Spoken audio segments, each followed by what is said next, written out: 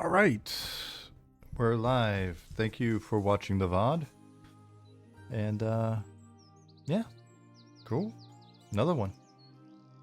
I am going to probably just work on some population work because it's easy to do. It's a little bit, it's kind of visual. So I'm going to hop into Shallow Shoals and do some population work.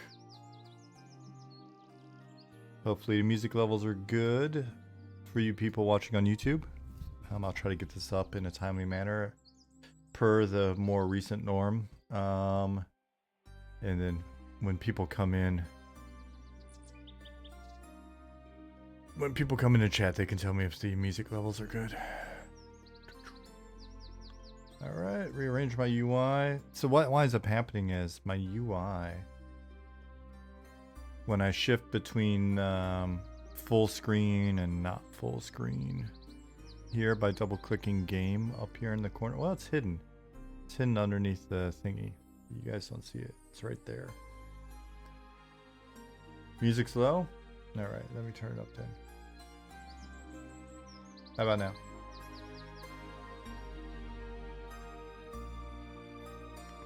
How about now?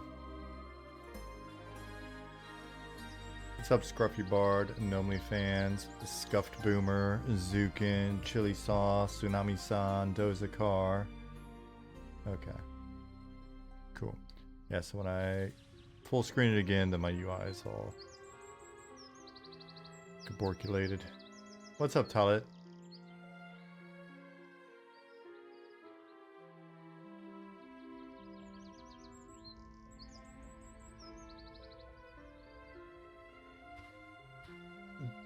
Talit, was that you that posted about us on Reddit? Hey, Skeletal. Run Alf.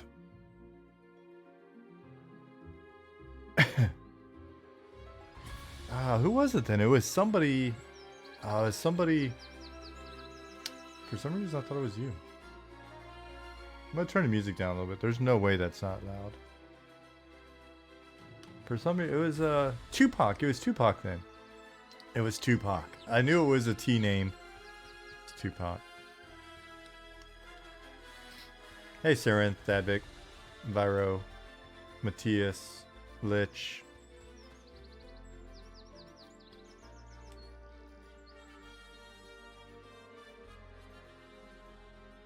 Yeah, we're in Treeville.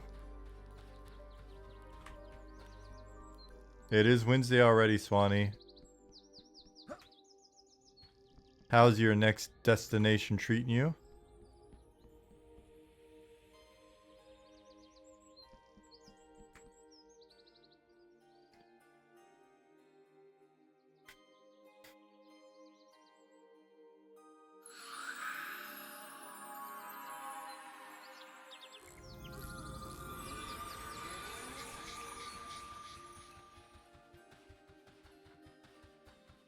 Going good? Your sister-in-law has kids? So it's extra crazy? Oh, how old are they?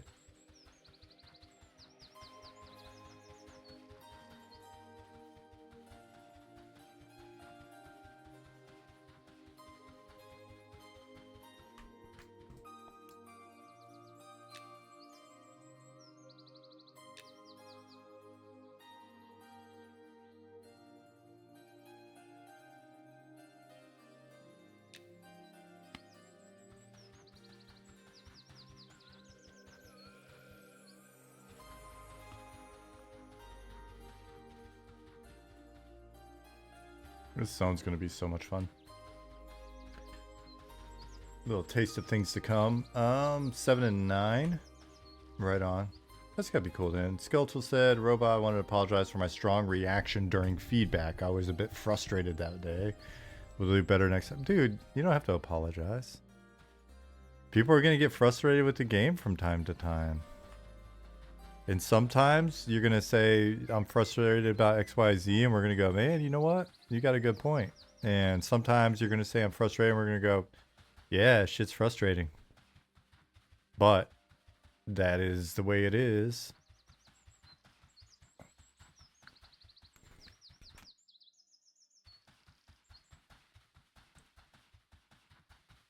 I mean, hell, EQOA, if you go back and if you watch one of his videos, oh yeah, you don't have to apologize, dude. If you go back and watch one of his early videos, he played an early playtest, and he said that he played, got killed or something, lost his spell book, blah blah blah, rage quit, went stomping out and was in the kitchen all mad.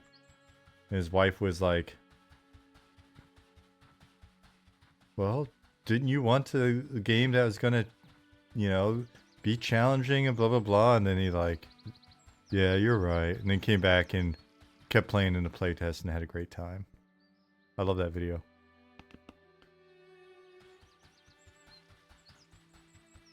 Oh man, can't wait for this to have some water going through it and stuff. Zone's coming together. Good job, Bill. Nick's in here doing some population work. Oh, it's gonna be good. It's gonna be good.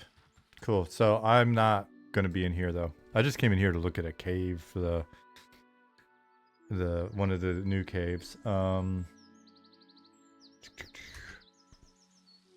Zone Shallow Shoals. Will the water have currents? I hope so. It I could have sworn I've asked a couple times and was told it was viable. There's Tupac.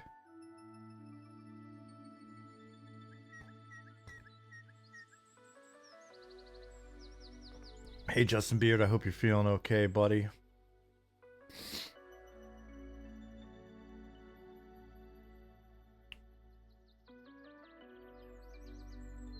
Justin said, "Hey Robot, I found out the time I discovered your channel was May of 2021 when the new server came out for EQ. TLP was Aerodune. It was Aerodune.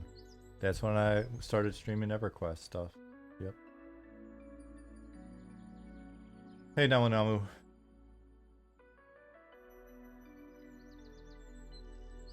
Yeah, Tupac. I for some reason I was like, was it Talet? And then they were like, nope, it was Tupac. I was like, I had asked, I asked Talet if he had done the Reddit post, but it was you. You were very excited in the Reddit post. I definitely appreciate it. You're like, your level of support is very cool to see. Some people were angry. They were like, "You're a little over the top, sir." They're accusing you of working for us. They're like, "There's no way you're naturally this enthused about this boomer MMO."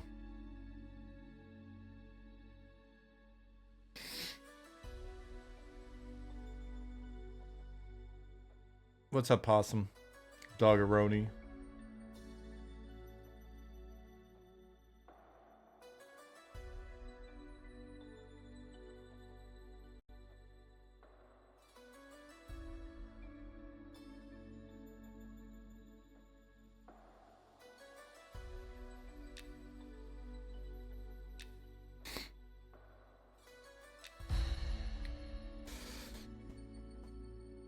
We're gonna have a feature where you can just have your social security check just docked the subscription fee each month. You don't even have to worry about it because you're old and forgetful.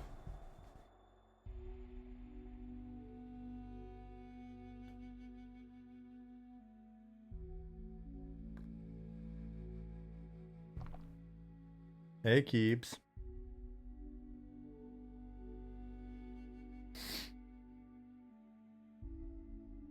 As funny as that is, it's not a bad idea. So I get paid the big bucks. What would you say you do around here, Sean?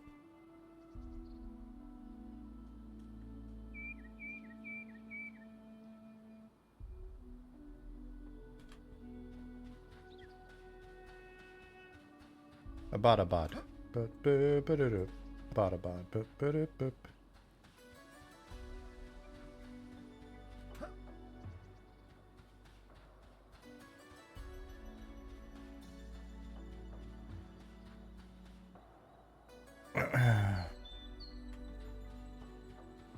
Cool table. Did I run by a table? Do I work another job on top of developing this? I do not.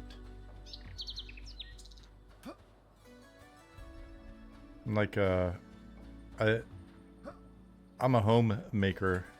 That is my job. I make the home. Hey, Kufu.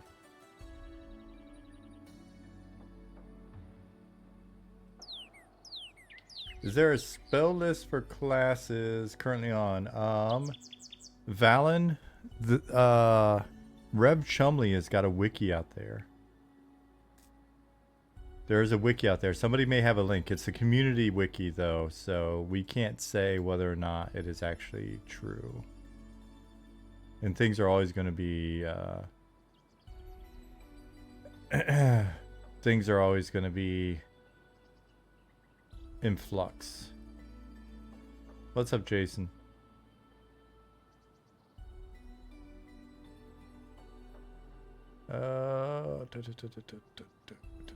Virtual freedom. Here, check it out. Check it out. Command FAQ.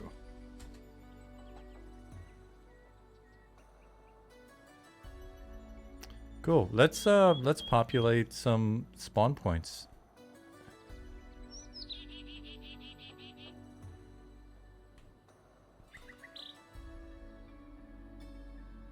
You feel tired. Oh, they're back.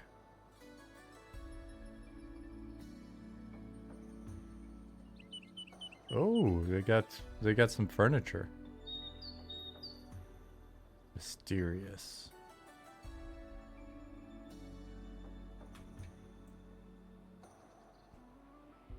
Oh, neat. They're no longer peeing rocks. They're puking heads.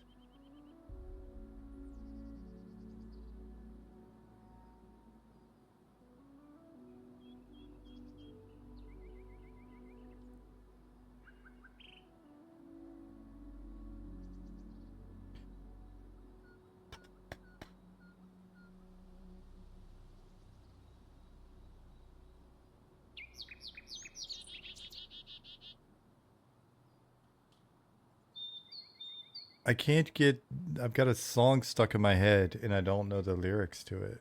I just heard Jasmine watching something like on Instagram that had like the busted sort of version of it. It's the whole like, I'm gonna something from the something something something something.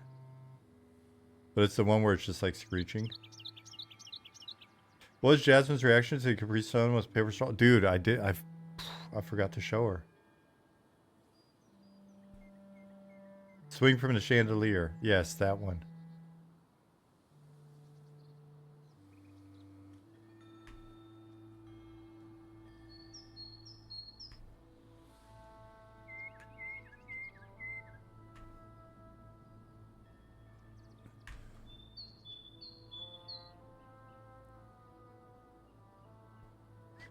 Swanee, don't let me forget to tell her, to show her. How large do you think the game will be, comparatively speaking, once EA hits? Oh, I can't. I like in terms of referencing other games in landmass. I honestly, I haven't thought about it very much, and I don't know if I will really. Puddles the Pity Clown Chandelier is amazing. Is that the messed up one? Like the only thing I can do is give you internally consistent references, right? Like I can say, you know, it is, this other zone is as you know, twice as big as this zone, half as big as that zone. The name's very familiar. I think I've seen pictures of puddles. Like I'm aware of puddles from like Instagram or whatever, but I don't. But I didn't know that was the song, or that he did the song or whatever.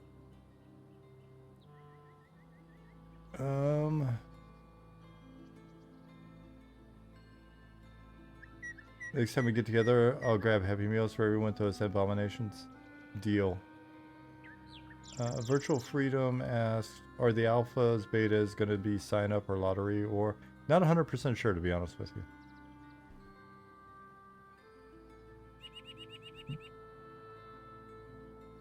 When the game releases, do you guys think you might do some streams from a GM's perspective, watching people raid bosses during or during significant events?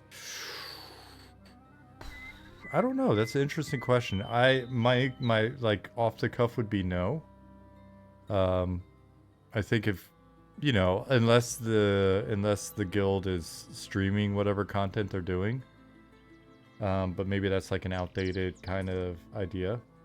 I wouldn't necessarily, from our end, given the capability that we have, I think it would be bad etiquette to show, without their permission, show a guild doing new content, or showing anybody doing new content, really. Because I would want to respect their ability to maintain their own strats and keep information locked down. Because there'll be some of that, right? Like, for as much as people, you know, we realize that everything eventually gets kind of mined and posted in wikis and stuff. There are those periods where people discover things and they want to keep them for themselves. Speaking of GM interactions, those were some of the most memorable moments from EQ, like when Brad came to Toronto, spawn giants, dropping Ruby, etc. It was amazing. Are there any plans for GM interactions like that? That is a big hope. We've talked about it over the years. If we were successful enough to be able to afford it, we would love to. I mean, I've been talking about the idea as the idea of like paid air quotes actors since the early days of being a GM on EQ. I think EQ tried it a bit with one of their servers, but they charged more and all that stuff with whatever it was, Legends or FV or whatever the server was, whereas we would want that just to be part of the base service. Like, why charge you extra and then have a special server on top of it if we can allocate the money to it with our just sort of like, you know, the money that's coming in? Because here's the reality. If SOE was not a 500 plus person company with a bunch of games in development, the money that was made by EQ could have, I mean, paid for all that shit, right? Like, EQ is making, you know, when we were at like 450,000, 500,000 subscriptions a month at $15, EQ as a service could have been a lot better without nickel and diming you. That's just the reality of it.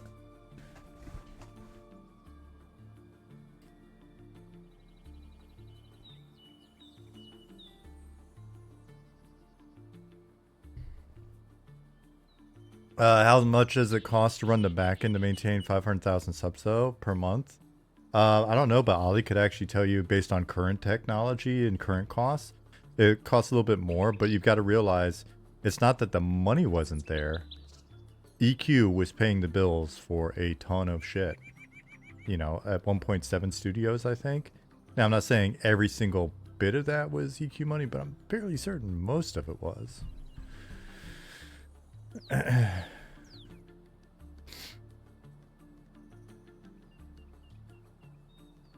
Hey, Gegan. Chad Wellington.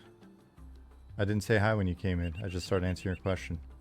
Grind This said last stress test was my first taste of the game, and I need more ASAP. Was best character creation screen I've seen in an MMO. Hey, thank you. That's very nice of you. How did you find out about us? What's up, Darton?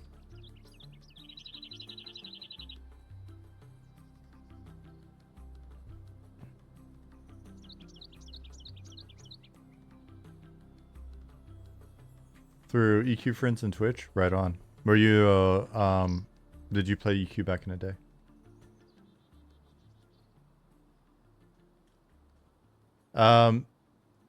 EQ made that back in the day, yeah. Just P99? When did you discover P99 then? Grind this said, or Chad Wellington said, grind this, how many strings are you watching? At least 2. Multitasking.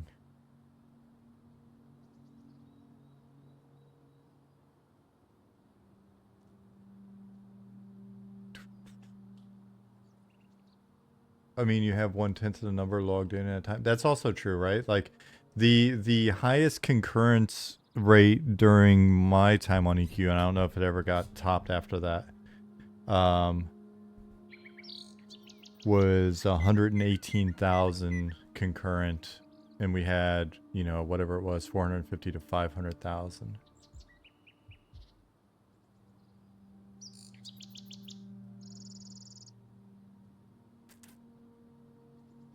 And that was rare. I thought we ran at like 80,000 or something like that. Like in the 80s. We still need Planetside developed. I won't give that up. Vanifax says. It is so dead center on Nick's radar, you won't believe it. Again, as a company, if we do well, one of these years we'll spin up a... Oh, speaking of Nick, there we go. Well, I mean, it's the big next on our list if we do well.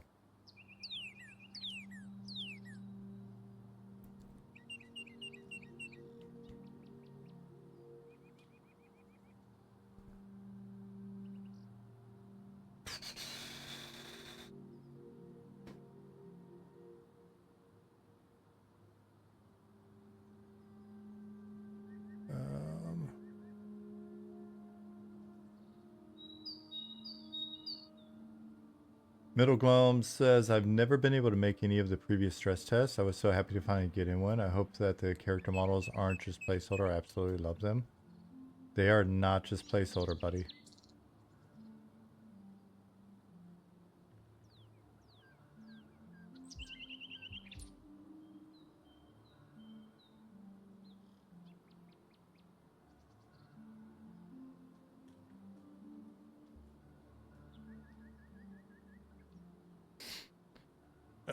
Pantheon's patching their druid in right now? I thought that was Friday. I guess it makes sense that it wouldn't be Friday. Wednesday is a much better day for a patch. Hey, Ghastly.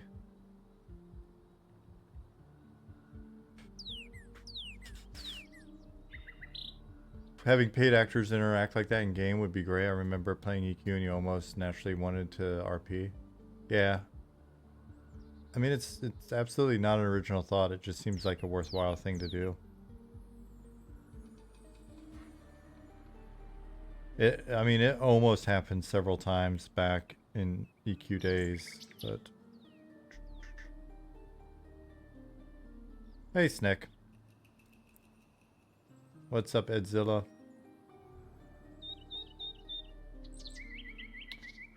Gassy said, Sup Robot, super stoked for the April playtest. Have a full group of parents, cousins, and siblings coming to play.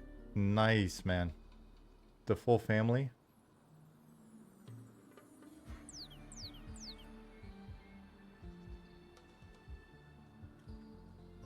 Are you guys gonna like LAN party or?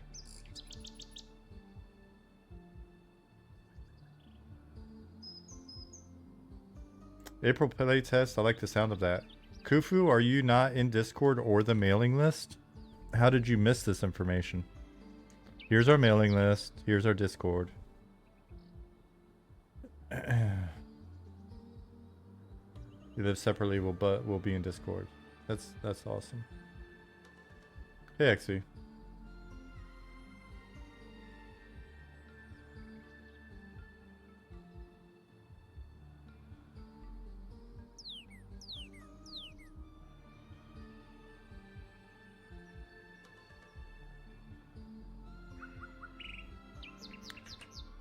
Guys, I am so sleepy.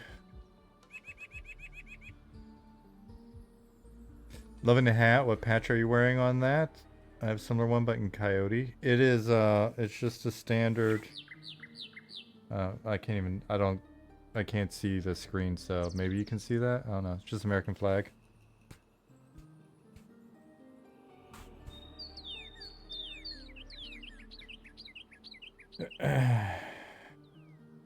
Got yours at Eielson Air Force Base. I had to order these. I had to get it. My dad wound up shipping this and a bunch of other stuff in a box for me to save on shipping.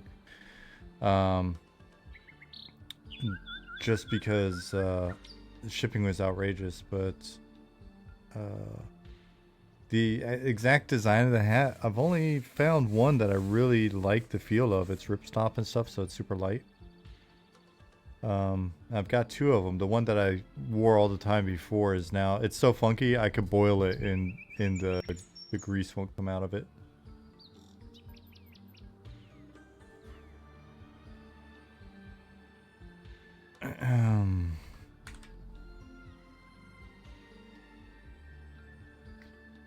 What kind of band on the back of hats is your pref? Velcro.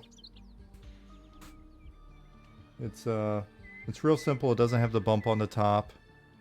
It's ripstop, Velcro. It's got the patch thing on the front. It's not too tall. So I kind of like the grease, Darius. At this point, it makes it waterproof. It's just a little, you know, it's just a little funky.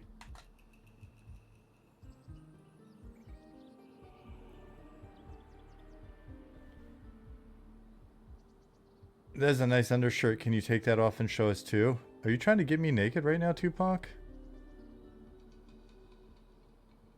Hey, what's up, Blitz? Chudster. 12th night. Should MMORPG while tired. Don't worry, I'm barely touching the buttons.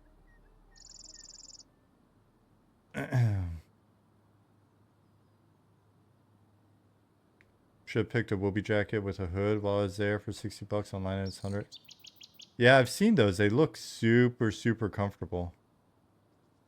I like talking to you guys. That's why I'm so unproductive. That is my story.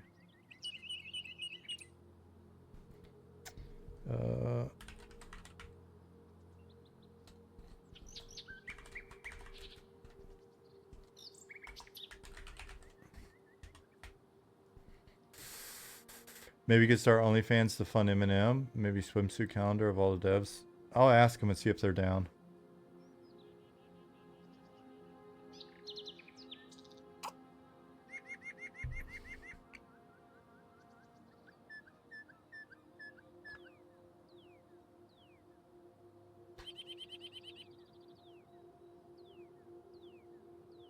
Quick, get dad to go on another tangent. He'll ask you to do your homework.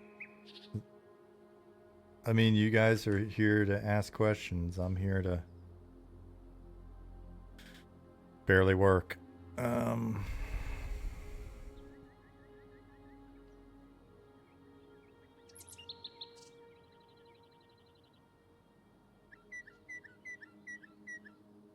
Simon and Chinny, what is going on with your asset organization in this zone?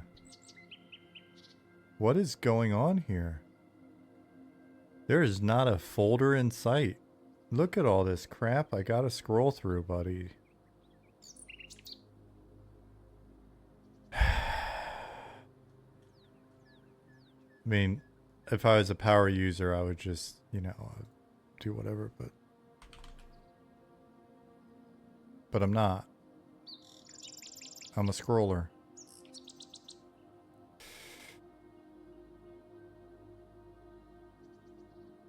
What do you mean it's nicely organized in one list? It is true. Ginny said, hey, take a look at something too.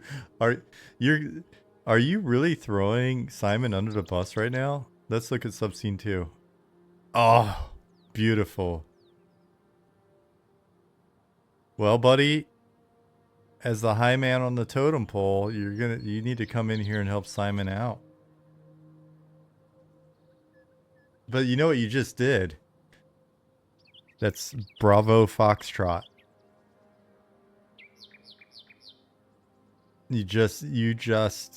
Your battle buddy. You just ratted him out. Blue Falcon Award. Oh no. Yeah, it does sound a lot like volunteering. Chinny just volunteered to help his battle buddy get its shit together. Uh-huh. I'm just kidding. I don't care how you guys organize your stuff, to be honest with you. Whatever works for you. But I am impressed. I am impressed by Chinny's stuff here. Oh, you totally plan to do the rest. I do believe you. And sorry, Simon, if you somehow hear that I said get your shit together. I meant it with nothing but love. Simon's so chill though. He bet. Oh, I know, buddy. That's okay, buddy. What zone is this? Shallow Shoals. Chinny, do you guys hop on to huddles much? I could huddle with Simon all day. Where do I want to start here? Give these guys a little break, maybe 10, 12. So let's maybe start at 90, see what happens.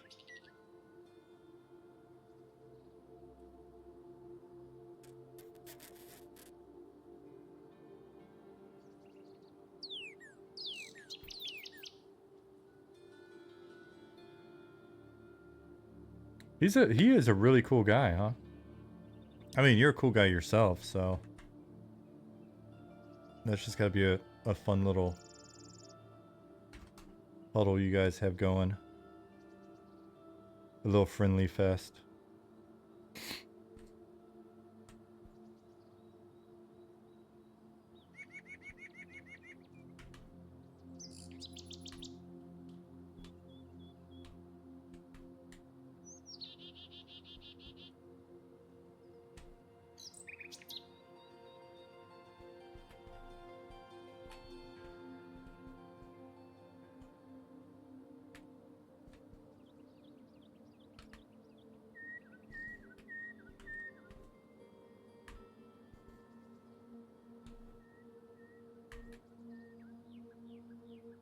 We'll save that one.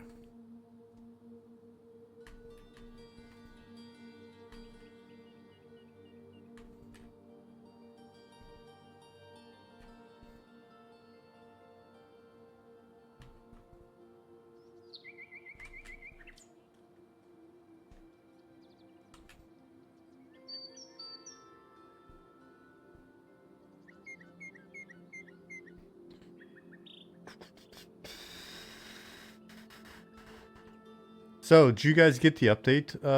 Has everybody seen the update? It got published this weekend. I forgot that it went live this weekend. Has everybody seen the update? Hey, what's up, Hesan?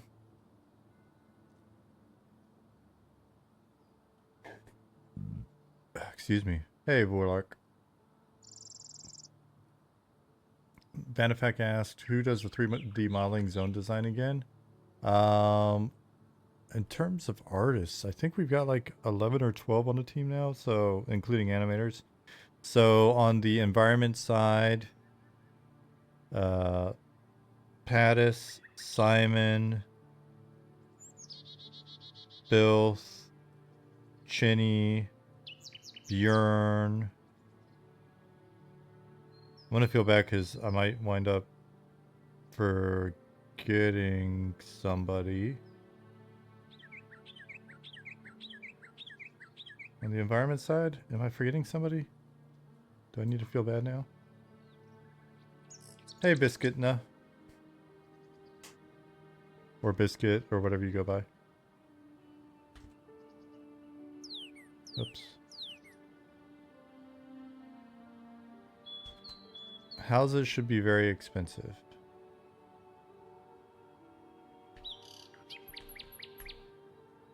What's up, Trexit? I've been modeling classic like zones. Would love to follow if they stream it. I know Zukin does sometimes. Do you post any of your stuff in like our community channel or on Discord, Benefac? I forget. Apologies if you do, and I'm like not thinking of it. Nothing personal.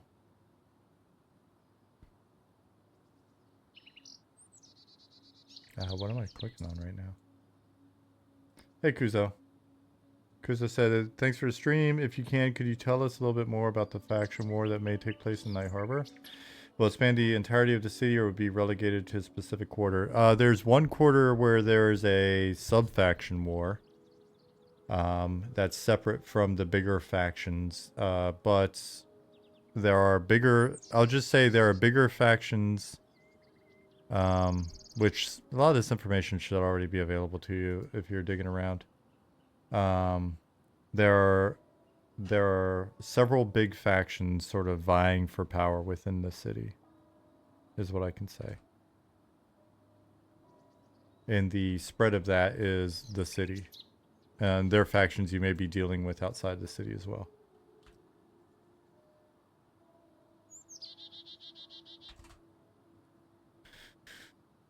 Vanifex says, I do have my own tiny Discord, but I should. Yeah, I'd be curious to see it. Oh, you're welcome.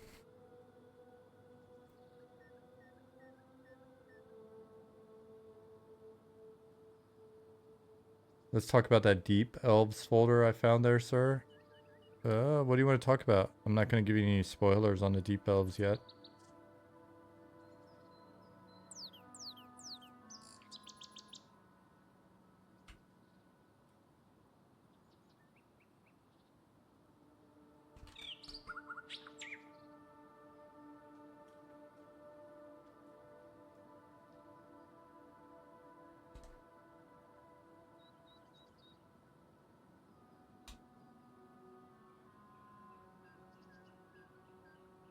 But are they a hostile faction that would kill you if you work for the other faction? If you advance enough in the factions, because there's different levels to that game. If you advance enough, then yeah, you're at risk of being pretty KOS. But we'll be playing with that. But you'll also notice that there's a redundancy of utility and stuff like that. So as you won't necessarily be blocked off from critical functions within the city. You just may have to go to the right district or deal with the right people. What's up, Quatos? Boom, placed one spawner. Job complete. Done for the day.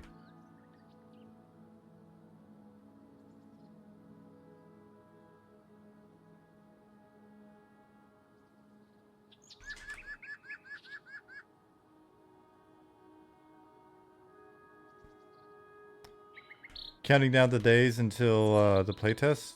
That's cool. Hey, what's up? Getting distracted. Balance said, I read the update. I like the horse model evolution. I hope the blue color of the bindings and later pick stays in. Helps break up the brown on the floor. On the horse?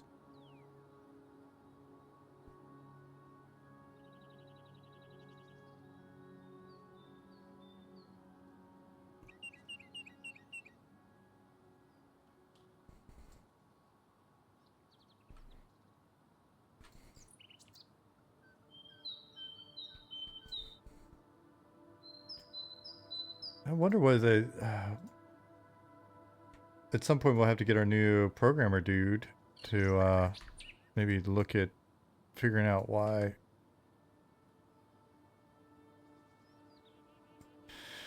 the NPC spawn group doesn't stick sometimes.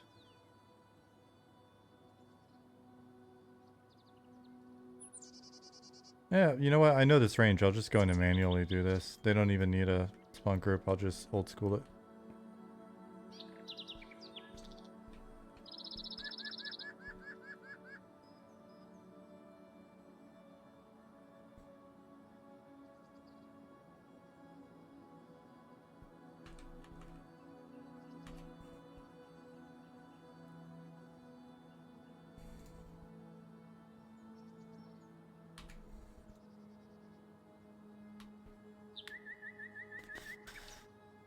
You only got to play for 10 minutes in last stress test, but man, does new UI and menus look fantastic. It's coming along, right? And we still have a lot of like polish and stuff that we want to do on so much of that. So whenever you guys are excited and encouraging and all of that, it's always nice just because we know how much more work we still got to do. So hopefully it'll be something that's really worthwhile once you've got your hands on it for EA. What about logic to mobs? Call for aid at low hit points, run to closest enemy and aggro them to you. Rather than have that be set in terms of like where they run, having that kind of just be emergence, neat. I mean, I guess it's something that we could add in as a special flavor thing on some of them. Calling for help is something we were talking about a few weeks ago, a month ago. And there are a couple different ways to do that. So don't be shocked if you see an ability at some point that's like interruptible, that's a call for help.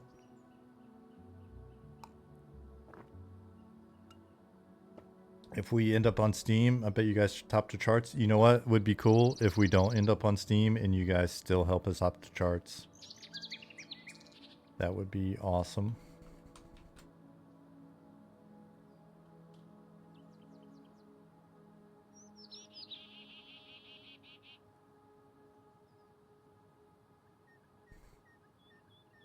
Why did I do that? What's going on?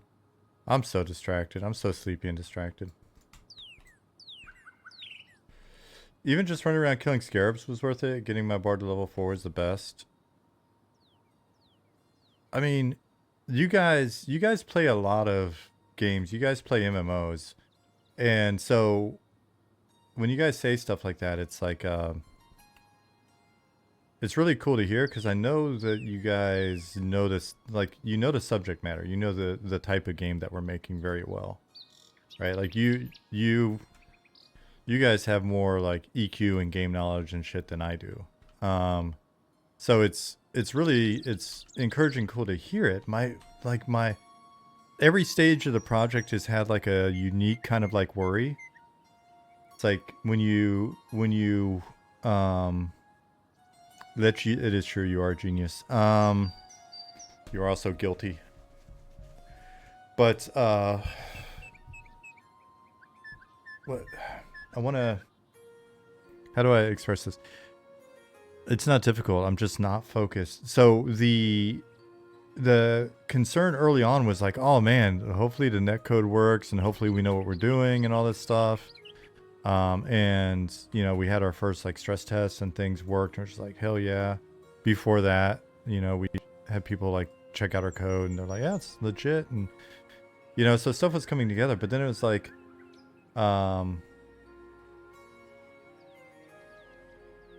my current thing is like, I wonder how you guys are going to feel when you have access to it like 24/7, right? Like, are you going to get bored? Are you going to get tired of us? Is that the thing? Because you guys are so complimentary, but maybe it's just the fact that you don't get very much time to play. But I don't know, man. Like, I'm hoping that at the end of the day, it's just we've really nailed the vibe, and you know, it's fun to play moment to moment, and it's just a cool place to be. And you know, we want to. The goal is to like do the right thing, make cool shit, but.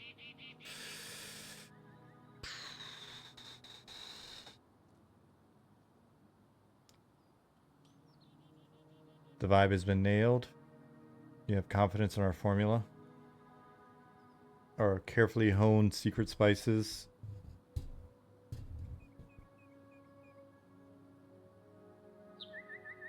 Propose leave servers up for a month straight. Track the numbers.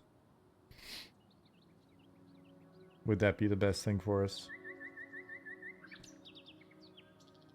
Kufu said, I grew up playing Muds before EQ came out. The mix of Mud plus Classics just perfect for me. Right on. Yeah, Eric's doing a lot of work on like just getting little Mud stuff in. We've got a lot more that we want to get in, but the cool thing about like the Mud stuff is it's over time we can just keep layering it in, even during EA, on the way to 1.0, after 1.0. It's something where it's just so cost effective content wise. So it's easy to add it in. It's so mysterious. Do you guys there's you're chatty today, so I apologize if I miss any important questions. Just repeat them.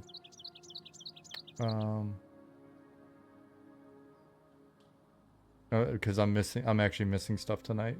There's enough conversation going on. Do you guys have a specific team member you grab to make cool fantasy names for random NPC in zones? Anybody specifically you don't ask? I would never, Blitz, I wouldn't say like, we don't ask so-and-so, he makes dookie names. That's not fun. The designers that work on zones come up with a lot of the stuff, right? Like, you know, it's just whoever's working on whatever.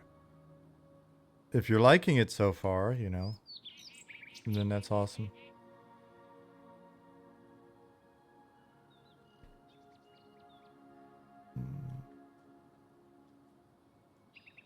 Yeah, we'll leave it that way, and then we'll just go over here.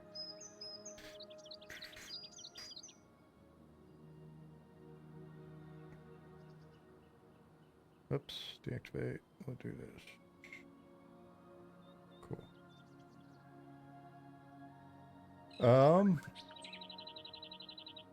Schmidrini says, I mean, I always take breaks from MMOs, but Eminem feels like a game I'd keep coming back to for sure. I guess we'll see. You have to make things to do other than killing. We're working on that as well.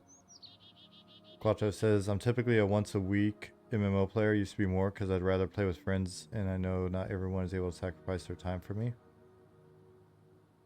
Well, that'd be definitely a good way to stretch it out. Oh man, I think it's allergy season's already beginning. My eyes are burning.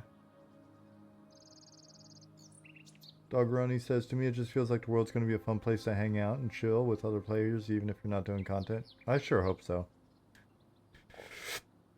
Excuse me.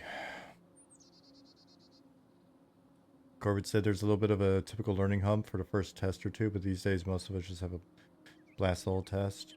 Yeah, you got to help new people out. Watch OOC and help them out. That's going to be key for us, because there's going to be people coming in that are going to be so frustrated.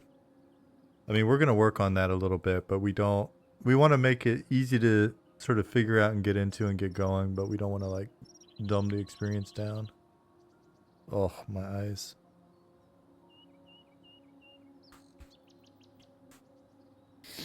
Oh, man.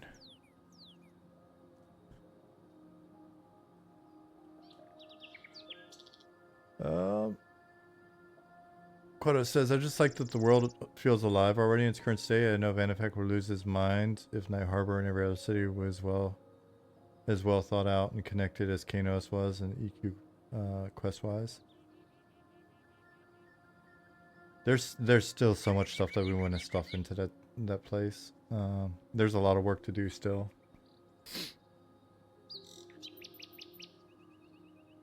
Will you ever make a zone where mobs don't have a planned path? We've got a lot of like volumes and stuff where mobs just kind of wander around. I mean, the choice is tell them where to go, have them wander around. That's what we have for choices right now.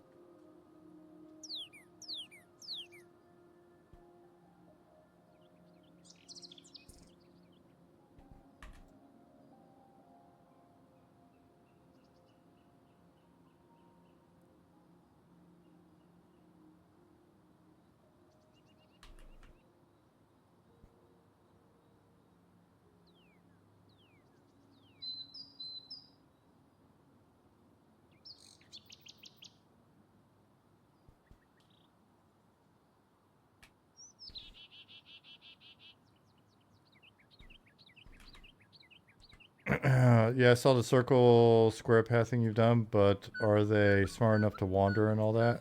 I mean, they just wander randomly. It's not like they set like patrol routes or anything on their own.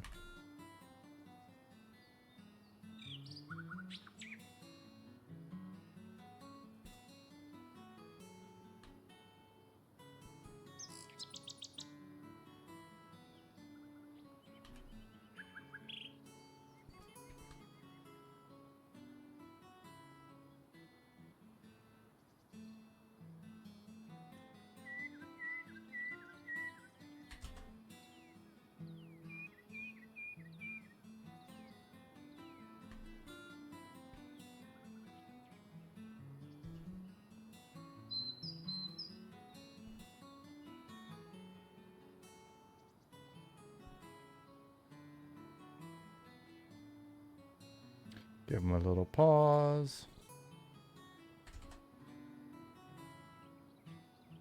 Give him a go home. Set active condition to 0. And now we've got a little loop.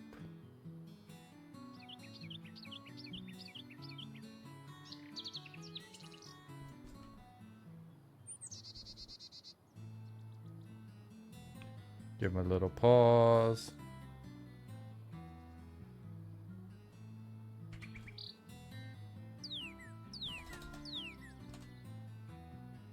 What's up, Simon? We were talking about you earlier. Nothing but good things.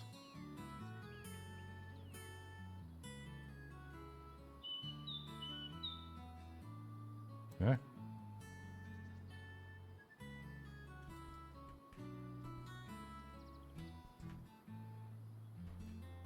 Shout out to Robert, who makes a lot of music for this awesome game. Yep. If you like the music, you can find it here. Robert is currently on tour. If you're in like Eastern Europe, you can go out and check it out. Ask us on Discord and we can give you more details.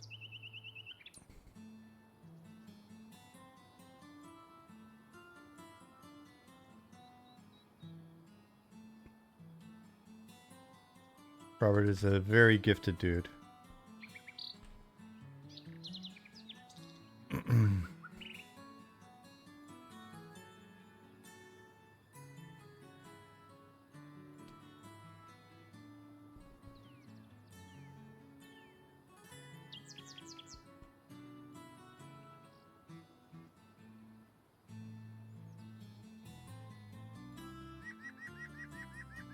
I was like, what? That shouldn't have moved anything. I thought maybe I spotted a bug that I thought Nick had mentioned that happening. I was like, I've never seen the thing that he mentioned happen. But then I thought I just saw it happen, but then it stopped. We'll get Paul to look at this maybe.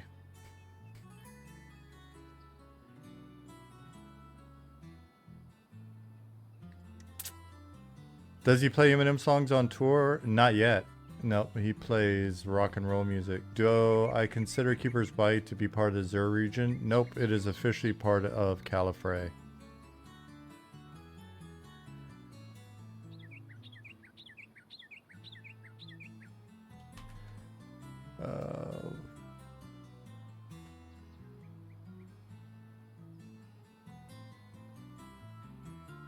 Higosaurus says, I spent the whole last test trying to kill a jackal warrior. After a few failures, I just started killing rats and bats. With burning desire, level up and demolish the jackal in my triumphant return.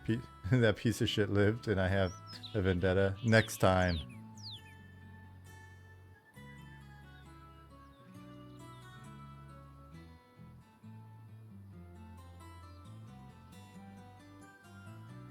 Kuzo said, I'm hoping Imminent is a game where if none of my friends are on to hit the crypts, I can hang out in the tavern and play dice and blackjack and make new friends to hit the crypts with. It would be really awesome for us to get the tavern games in at some point. Please don't let us forget that.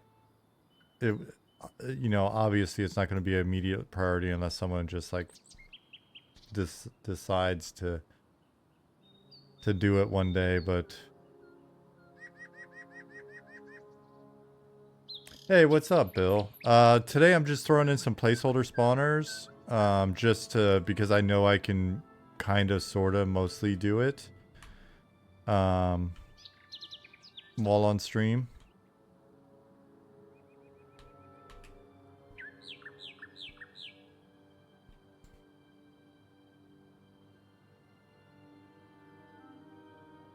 And, you know, every little bit counts, I guess.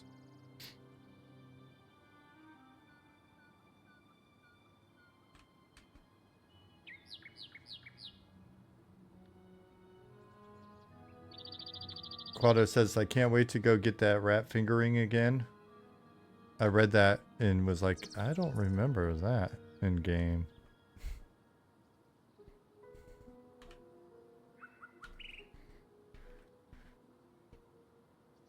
Do you guys have any plans to make NPCs more interactive in towns, etc.? Like reacting to mud commands, maybe? I mean, only within a reasonable amount.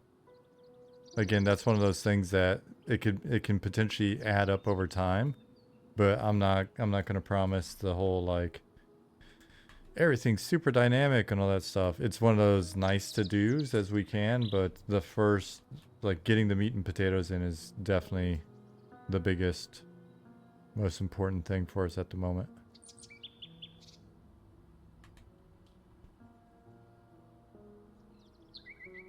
Is there a... there was a question about, like, mini dungeon. Scruffy asks, what is the rule of thumb for mini dungeon size? It's just small, right? Like, anywhere from 2 rooms. I mean, hell, we could even have 1, right? But odds are we won't. But, you know, 2. It's essentially... mini dungeons wind up...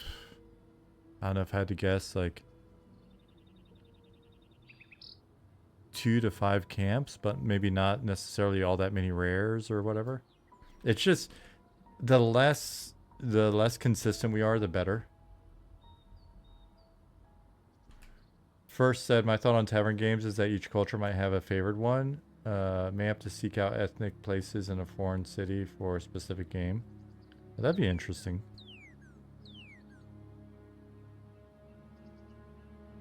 What's up, John?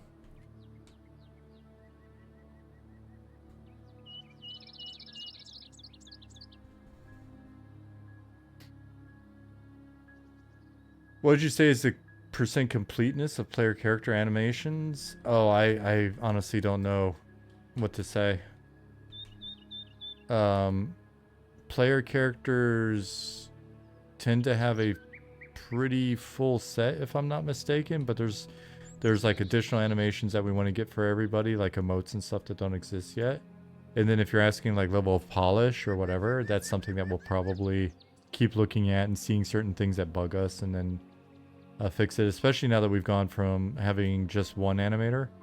Erkenstaff was our only animator for the longest time, and now we've got 3. So we'll see how that progresses.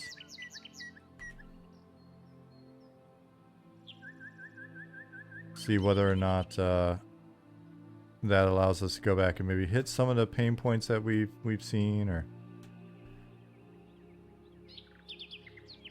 you know, everybody's got their little wish list.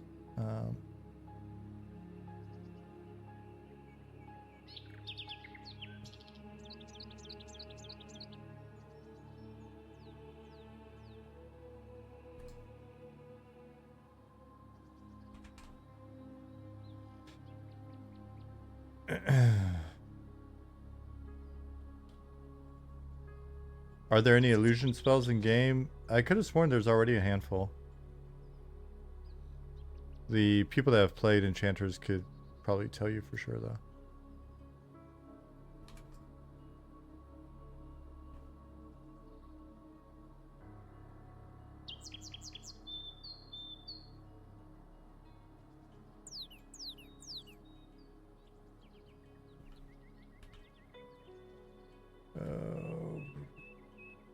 I know a couple of... I made a couple of basic dice rolling gambling games for a tabletop RPG. You want me to post them in Discord? If you want to, Kuzo. Are you going to be mad at us if some of our games wind up mysteriously looking like something you posted? We have a legal department. Don't you try to come at us.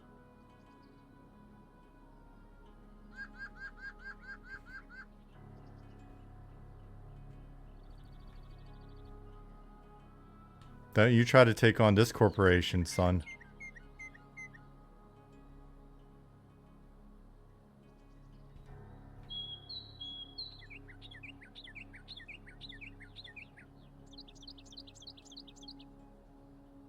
I can't get blood from a turnip. It's true. That said, demanding T come fly to Germany and fight you might not constitute a legal department.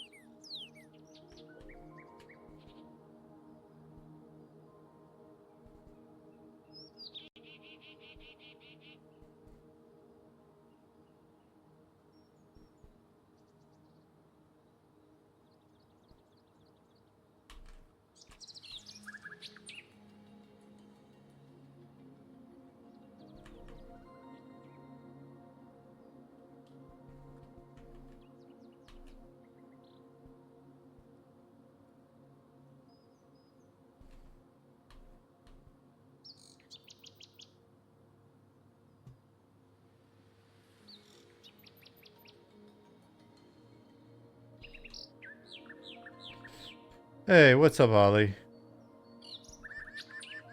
How's it going? Did you finally get a chance to eat? I was joking with Jasmine about that earlier.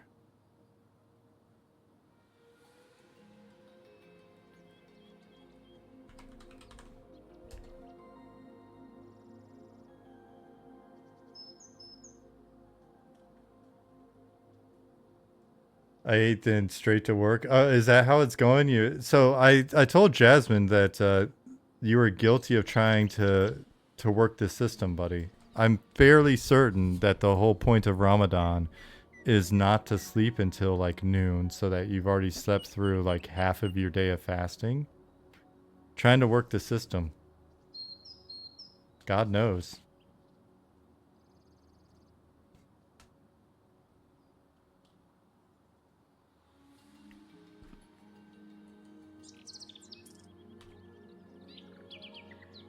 You don't sleep till noon, but the social schedule becomes very late nights. Oh, that's the excuse. Been staying up till 1, 2 p.m. Yeah, because everybody's cheating the system. That's not how it's supposed to work. You're lucky. You're lucky I am not over there in charge.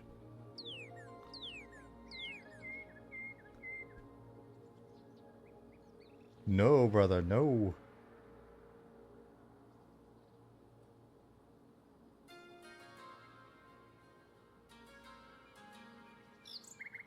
You're sleeping all day. What is that? Brother, ooh.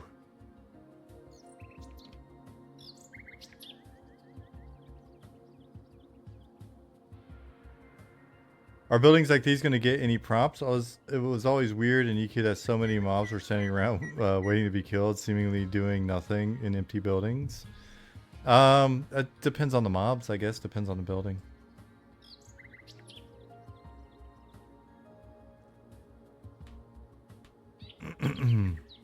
You didn't use your imagination, Corvid, to fill in?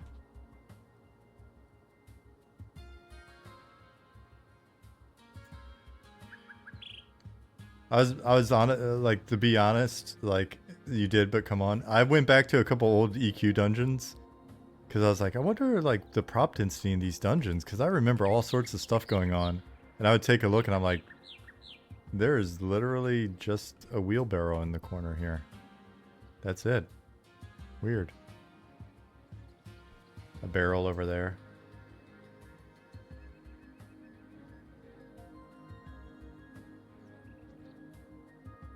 Bunch of new memes. Ali said my favorite one is accept website cookies, no haram, no cookies until after iftar. Oh, man.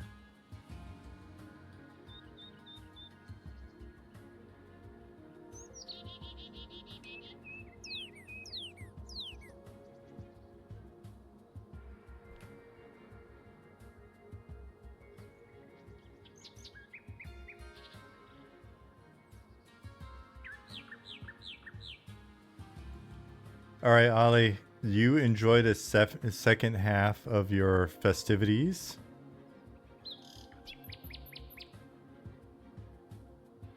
Have a good one, then get some nice sleep. Let me check. Did you see Nick's question?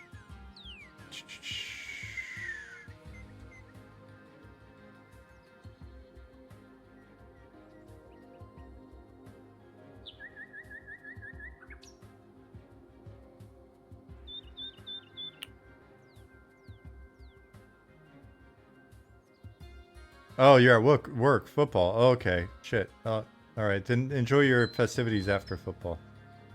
And respond to Nick's question about meeting timing, if you don't mind, dear sir.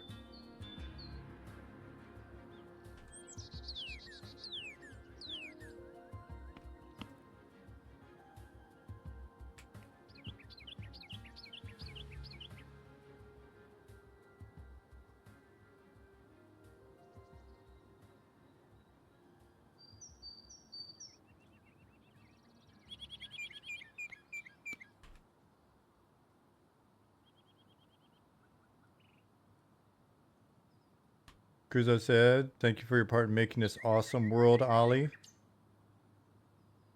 Honestly, thank you.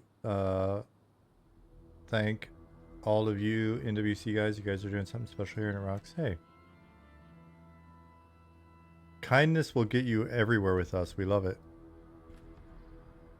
You just gotta promise to be nice once the game's live as well. Can't start being mean then. No takebacks.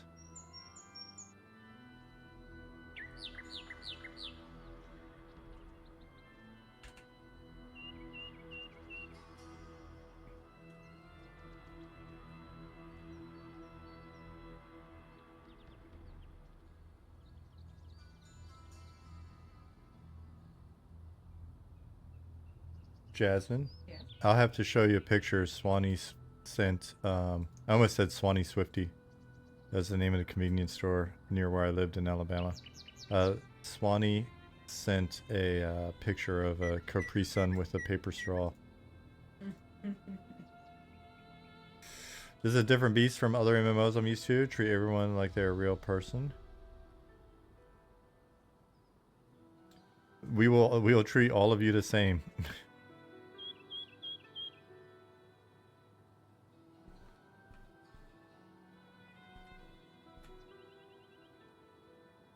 Oh, didn't mean now.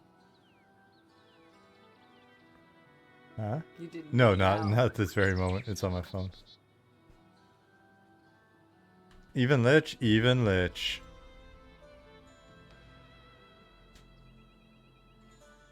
Lich is good people. Just, you know, a little salty sometimes, but he's good people.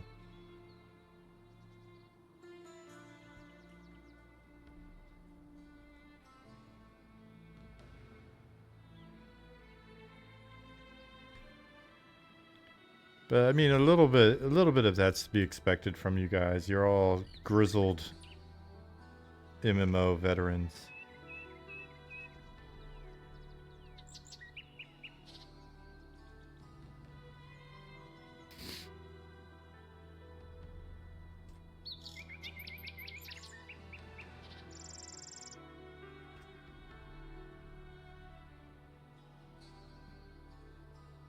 Love the ambient burn sounds. Robert did good. Yeah, I love sitting in a lot of the environments. It's very relaxing.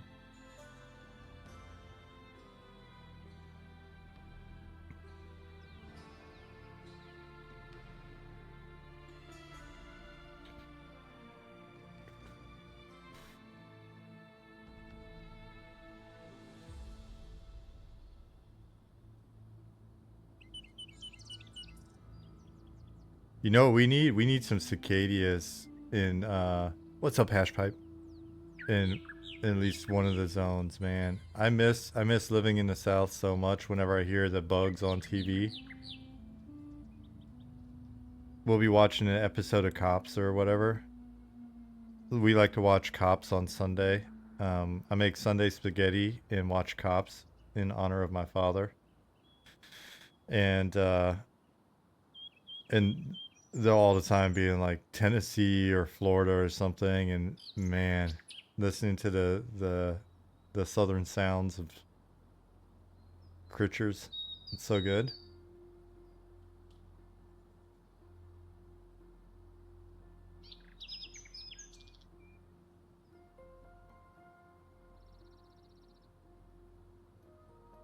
Well, first, they can sound good to me because we don't have them over here, right? I'm not having to actually deal with the bugs and stuff. I just like to listen to them.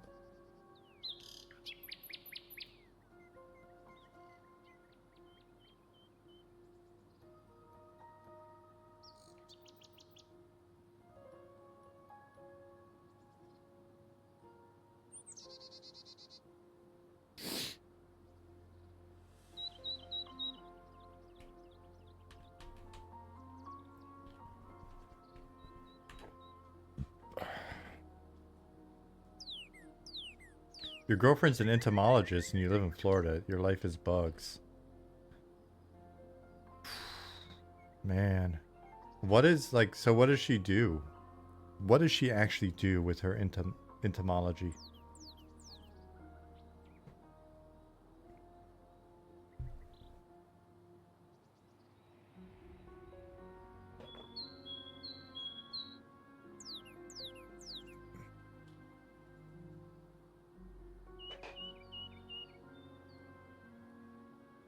Hashpipe says entomology is super interesting to me as a fly fishing nerd. One of the things I wish I knew more about. I guess that makes sense.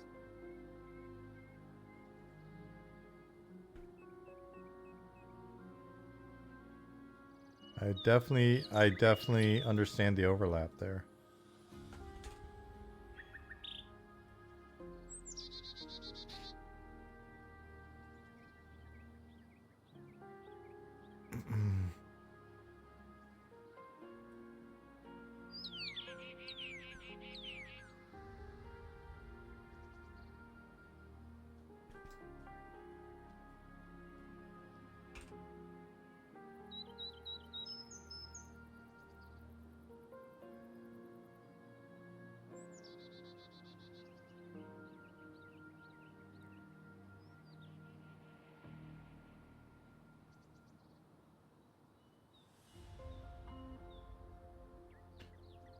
Dwankles, thank you for the follow. So, did anything stand out in the update? The 2-month update, the January-February update? Entomologists make you think of Blixkin Intopop, and is the little doesn't he give you a little like bug collection quest? Is he the one that's also got the like his friends with Ember or whatever? The little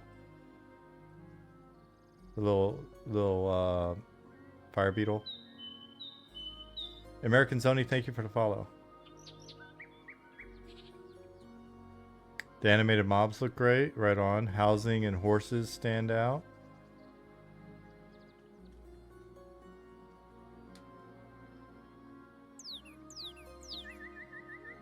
Cool. Save these guys. Vibe of Califrey looks super awesome. It's probably favorite part of the update. Right on. Yeah, I wish we had the ability to do more more Califrey zones before EA, but currently not on the list. We'll get more in over time though. Alright, so kind of where'd we end up here?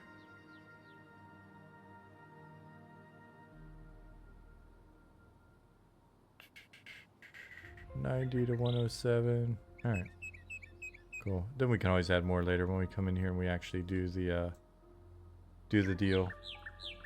Are you getting Scarwood by EA? No, but and it may take another name. Scarwood may be part of a bigger zone, maybe an area within the zone. Scarwood and Fields of the Lost may be together, but that is on our list for the first big update during EA.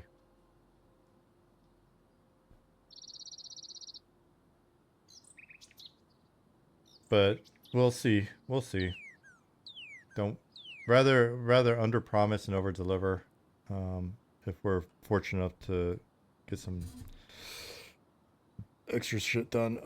What is EA? Edzilla? Early access? Oops, that's not what I meant to do.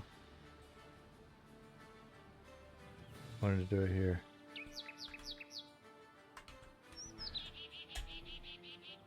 Ashpipe, we're gonna have to hop in and play some more Pantheon together at some point. Let me go in and sort of batch fill these spawners.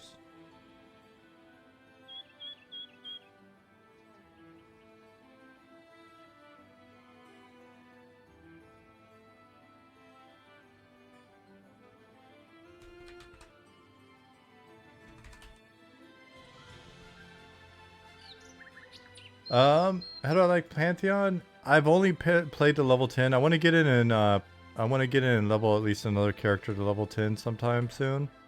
I enjoyed it. Hopped in, enjoyed it well enough. Got in, did mostly, I would say, some duoing. Duoed with Hashpipe, duoed with some random dude one afternoon for a few hours. Knocked out some levels, did a little bit of grouping. It's a, you know, It's pretty active. Like even as a cleric, it's pretty active. There's a lot of button pushing and stuff. But yeah, I enjoyed it. Collected a ton of stuff to do trade skills and then never did the trade skills. So my bank's full. Hashpipe said, let's run it whenever you want. Been on the hero's journey this week though. Super addicted. Right on. Yeah, I don't know. Maybe if you're around this weekend, we'll see.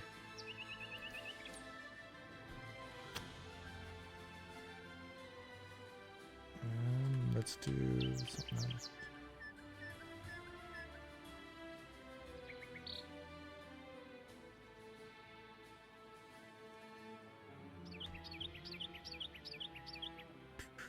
Not this one. This one.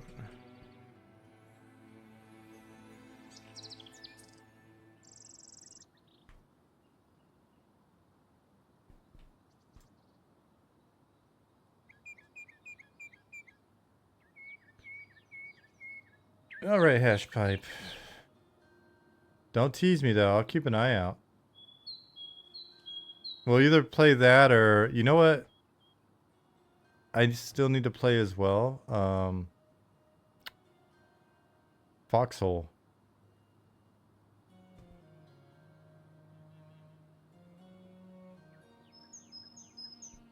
Then again, I also, I mean, got Held It Loose as well.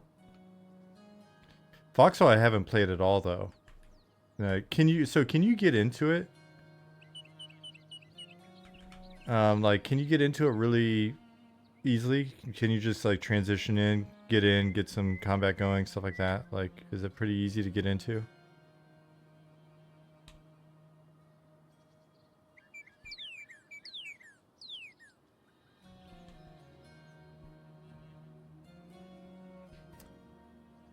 Says GG says 750 hours into Pantheon since early access launch. There's some good stuff, some bad stuff.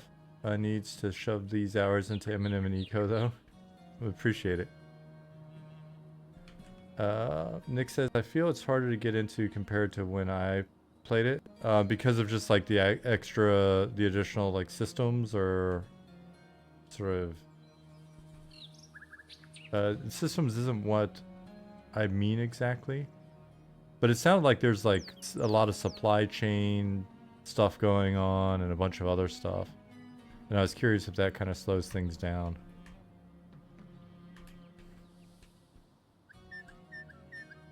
Systems with multiple zones, a bit stretched out. You know what I miss a ton? So back in the day, 3 things kind of stood out, like after the whole Quake,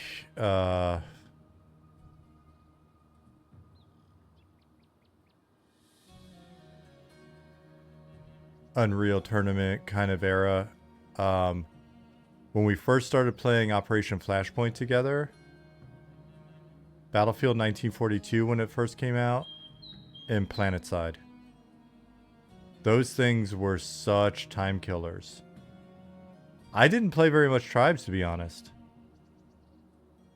I kind of missed Tribes. One of the guys that I worked with from the PlanetSide team worked on Tribes. Brad. Not Brad McQuaid, a different Brad. But like, Battlefield 1942 and PlanetSide was definite time sinks for us. And then Operation Flashpoint, the various like co-op mods and stuff. And all the wacky, weird bugs and shit when you're playing, like, oops, the various, like, capture the flag or whatever. We need to make a Cyberpunk MMO at some point. Yeah, I mean, it was the one thing I was really pushing to try to get made at SOE, and it never came to fruition, so we should do it. But it's funny, I've yet to play Cyberpunk. I always just feel like, 1, my machine's not gonna be good enough to run it very well, and 2, I would just feel guilty if I if I put like tons of time into it and didn't work on the game.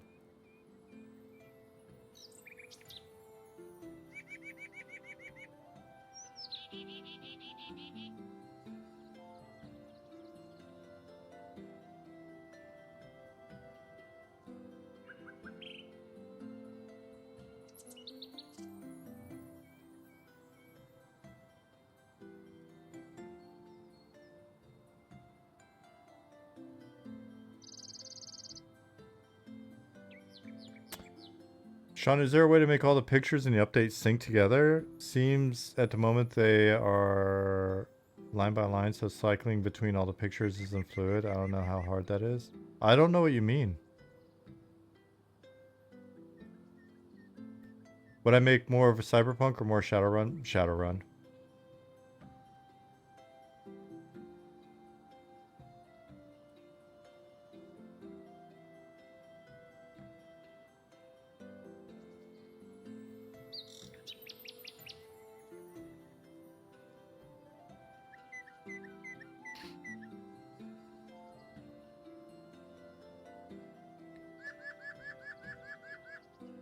It says GG says I was so hard into Day of Defeat around 2002 2003 that I think I missed a lot of good stuff like PlanetSide. That happens. That happens a lot in the industry as well. If you're just like really heavy on a project, you can miss entire like eras of games. Let me make a new placeholder.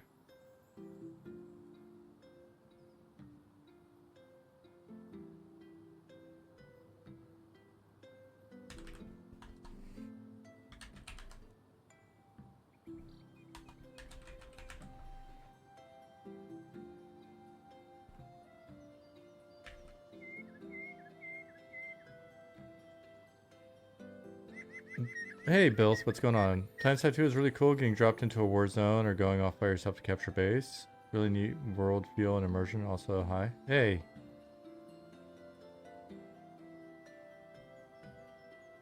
PlanetSide 1, I just felt like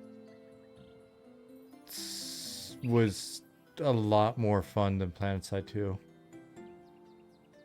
Maybe I didn't give PlanetSide 2 enough of a chance, or maybe it was just a timing or era thing or whatever, but...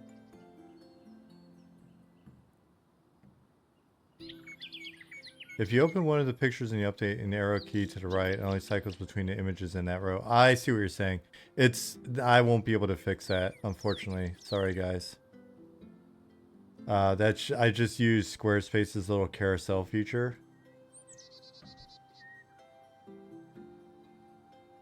Like,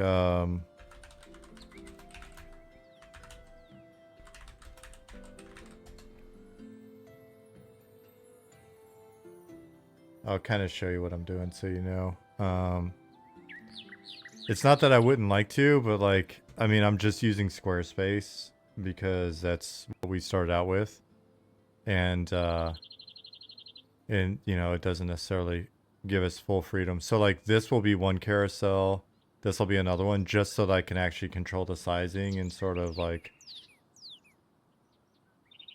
trying to hit a size where I can fit as much in as possible. And then, you know what I mean? Like, so it's just,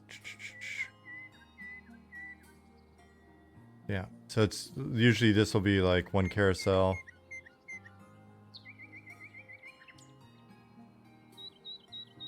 Second carousel, another carousel. Right, so yeah, it would make sense that you could like click through all of it, but PS2 is like a modern MMO, too much fast travel and fast fight resolutions and focus on performance over logistics and strategic gameplay. Yeah, and isn't it weird how it just creates such a different vibe?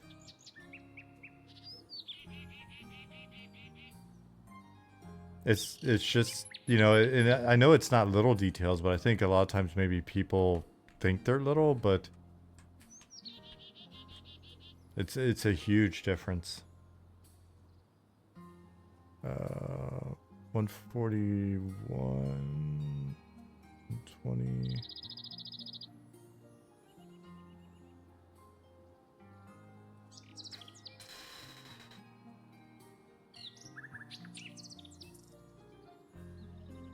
Changes everything. There aren't spontaneous armor columns or forces moving up the road to the next.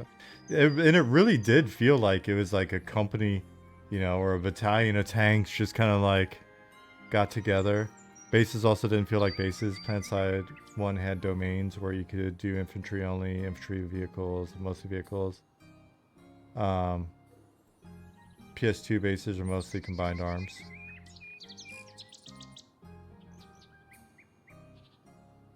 No one wants to get one shot by vehicles randomly.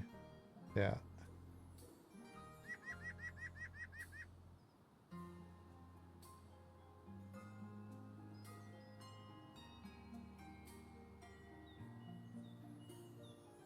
Yeah, it felt different.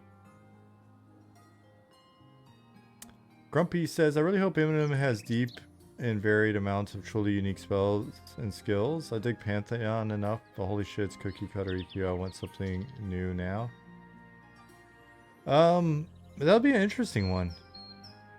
That'll be an interesting one just in the sense that it's always certain critiques of other games. I'm always curious to then go, hey, I wonder what this person's going to feel about us, right? Because we're not necessarily going out to like completely reinvent all the wheels, right?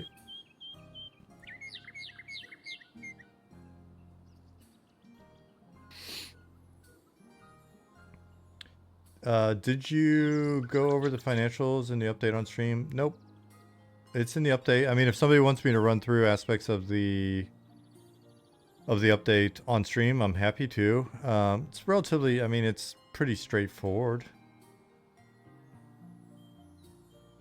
I'm not saying that we're not going to vary and we're not going to try different things or whatever, but again, I think one of the biggest traps I've seen in game development, and this is again just my point of view, is so often like unnecessary making stuff different for different sake. It's just like, man, it's such a trap. Let me get back real quick and look and see zone spawns. I think maybe some people were talking about that in Discord, like with EQ2 and right, like that was one of the reasons why I didn't want to work on EQ2 at all. When they were like, hey, you've got to work on EQ2 now. I had seen a little bit of it, but then in going and really checking out the game, I was just like, man, this is, it just feels like they wanted nothing to do with EQ1 in terms of like gameplay.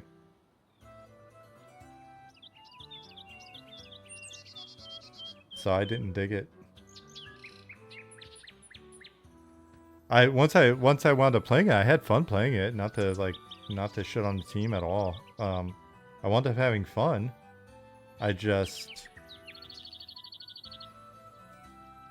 But I didn't have as much fun as I had like when it came down to where was I going to spend my time playing WoW or playing EQ2. I really like collecting shinies off the ground though.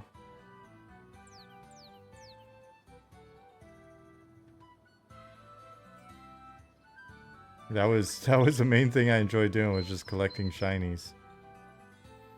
And then putting them on an auction house and hoping for big bucks. I don't even know why. And then I liked making furniture. I had a gnome assassin furniture maker. And I just made so much furniture. I had my house was a warehouse full of furniture.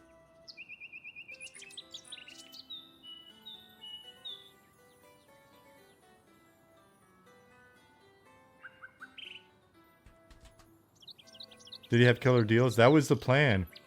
My RP was that I was going to be the best furniture maker in all of Norath, and that's how I would get into people's houses, and that's how I would plan to kill them with my assassin. I felt like that gameplay was underserved.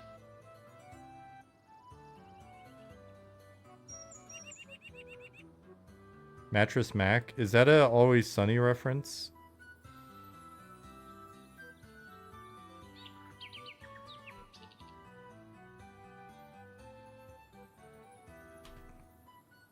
No? What is it? Or is it just like your... Was that your nickname? Oh, okay. Thought maybe that was like your nickname in high school.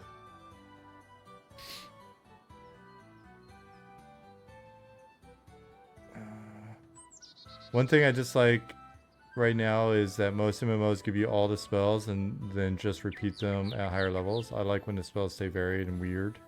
Weird spells are a lot of fun. I don't know, that's unfair of me to ask for, but I grew up making up weird spells in D&D. I think you should bug Nick once a day on Discord about weird spells. Daybreak has an interesting ideology they call 80-10-10. 80% proven mechanics, 10% evolution, 10% new. I guess the response EQ next being almost the opposite of that. Yeah, I mean that's a fairly standard sort of like risk mitigation approach, right? 70-20-10, 80-10-10. All the various breakdowns. What am I doing again? Placing spawners.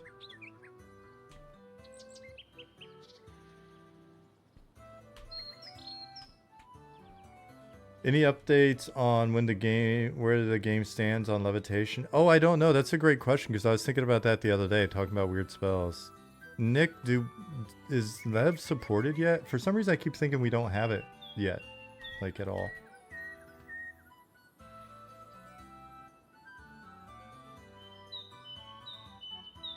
Like Ollie's passively aggressively trying to not include it in the game.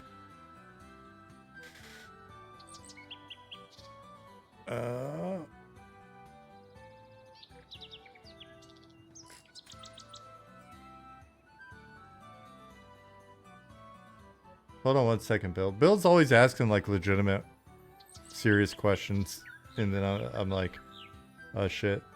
Well, I actually have to think. Hold on.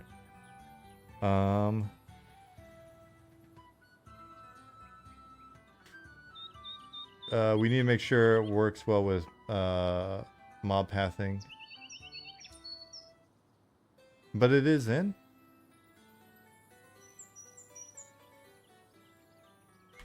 It also needs to work like work how Lev is supposed to work. Okay.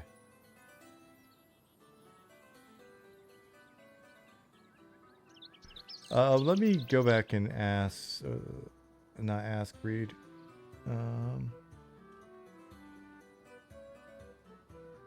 think I've cast Identify like 8 times. Everything was like, this is weirdly intriguing.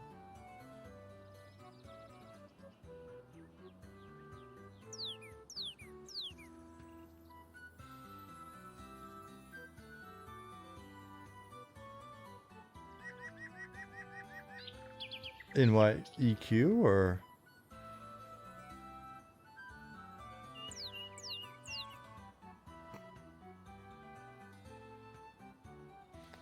So Bill said, I was just curious of your thoughts, maybe projected costs as we go into EA, how costs will change going forward, thoughts and speculation, that kind of stuff. I mean, without necessarily getting into like a lot of the details and like running through the actual projections, that is something that I was doing last week, was just running through like some of our old projections to look at like potential operating expenses relative to potential revenue scenarios. You guys have to, I think I might have mentioned this in last week's streams, or at least one of the streams. You got to realize, like, we didn't have much data prior to much directly applicable data prior to Pantheon going into early access, because a lot of what we're looking at is just kind of like the EQ numbers that we get from like EG7 and stuff, looking at sort of past metrics, past numbers, looking at kind of like what we think the total addressable market was, looking at the emulator scene and some of their numbers, and we weren't sure. So we were looking at revenue projections are pretty low. And just thinking we were, let's start there and then see if we've got a pretty low sub count, like a couple thousand, somewhere between 3,000 and 5,000 subs. What does that mean for us? And then, we're subscription based, so we're looking at each sub already accounts for essentially paying for its own bandwidth and server costs and all that stuff, right? So we started with a pretty low set of projections because we thought realistically as a team we'd probably have to start kind of really scrappy and then keep improving the game during EA and see if we could get to a point where, oh man, we've worked hard and we're up to like 10,000 subs. And that's been our goal, right? Like we've always been very humble in our projections.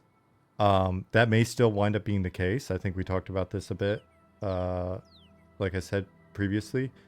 So I don't necessarily want to beat it to death, but we then looked at, all right, well, it was never going to be a scenario in which we were able to just like go from everybody's volunteering their time to we're in early access and we flip a switch and now we've got a full team, right? And we've got all operating expenses covered.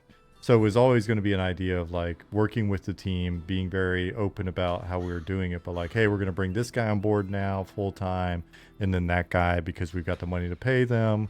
Okay, now we can bring this other guy on, cool, and just kind of work our way up. And then every bit of grinding, if we could, maintain this subscription count or maybe even grow the subscription count would allow us to increase our capability as a team. And that's been the goal, and that's still the goal. The thought is, Pantheon's done well, and it's been really cool to see their level of success, especially, on like, on Steam where there's potentially people that have never played a game like that before or whatever. And so the thought now is, hey, maybe our projections were a bit low. Maybe we could do a little bit better than that. So let's make sure that we account for a few things. One is we need to be able to handle the additional people if we have more people than we projected, right? So we need to map out sort of the various scenarios of if we've got X thousand people, what about 2x that, whatever, right? So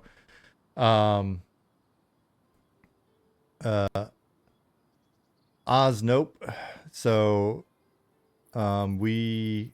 we are not planning on being on Steam at this time. We don't see a reason for it at this time. We'll be handling like our own patching and payments and distribution, all that stuff. So, and thanks for the follow, by the way. The thing that we're looking at now is there are a few things that we want to look at with going into early access, which is one, we want to make sure that we account for the possibility of success and knowing how we're going to handle the number of servers that we need.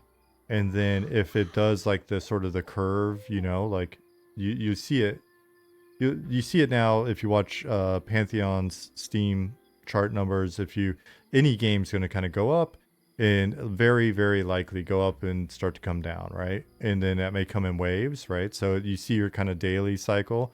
Well, you may actually see that in early access as they're releasing new updates and things of that nature. Or it could just be straight linear growth. You never know. So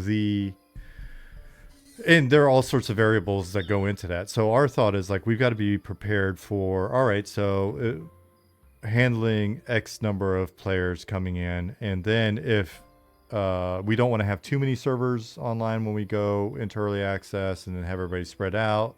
That said, we want to have enough, especially given that our worlds are much smaller than they will be once we hit 1.0. We also want to be very upfront with you with our plan for like how we'll potentially collapse servers. Like if there's a big rush and then it kind of stabilizes, then we may immediately go, you guys know that you're going to go Like these servers are going to merge after a month or 2 months or whatever we find is the appropriate time. So we got to have all of that planned. We then need to have a customer service plan, right? We need to know how many customer service people we have, like, or we need to be able to provide like solid customer service, because it's not just we're giving you a game, we're giving you a service, and you should be able to get your petitions answered in a timely manner and all that stuff. Hey, Lasava. And then there's the factor of like, how do we ramp up our team and increase our throughput so that we can get to 1.0 as quickly as possible, right? So there's a bunch of that stuff that's like always kind of brewing in the back of our minds that we need to take care of on top of like getting to 1.0, or sorry, to early access. Does that make sense? And that's what we look at when we look at the numbers. In terms of like, what are we going to spend before early access? I'm going to be super, super honest with you. Our spending is pretty flat. Like, it's the same expenses month to month for the most part. I just need to go in and look at like our average monthly spend and project that out. But I think we spent what, like 40K or something last year. Let me bring it up. I mean, you guys have the update as well.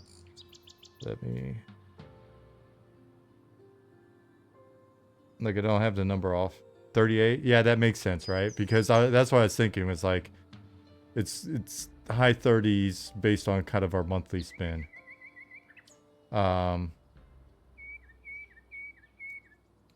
So monsters, and why don't I just have this bookmarked updates?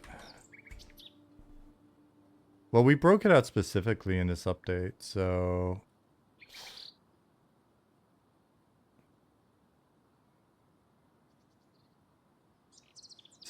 this is overall, right? But if we go to development costs, we have a development cost page if you guys want to dig into it. So we spent just under 105,000. It's like 104,000 and change. So that's why it says 105. And then just last year is right here. Right. So yeah, that's what, 28, 30, 35 plus all the changes adds up. So yeah, I actually have the number in a spreadsheet. I could just look. So anyways, it's going to be about that, barring some maybe last minute costs. You did all that from memory? Well, then you've got less stuff on your mind than I do. Ha. Tupac.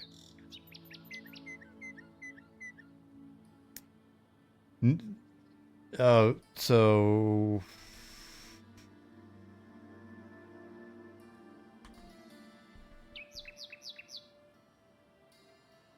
Oz, do you typically go by your full name, and how do I pronounce it? Is it like Osmos? Osmosi? I think it was Osmosis whenever I look at your name, but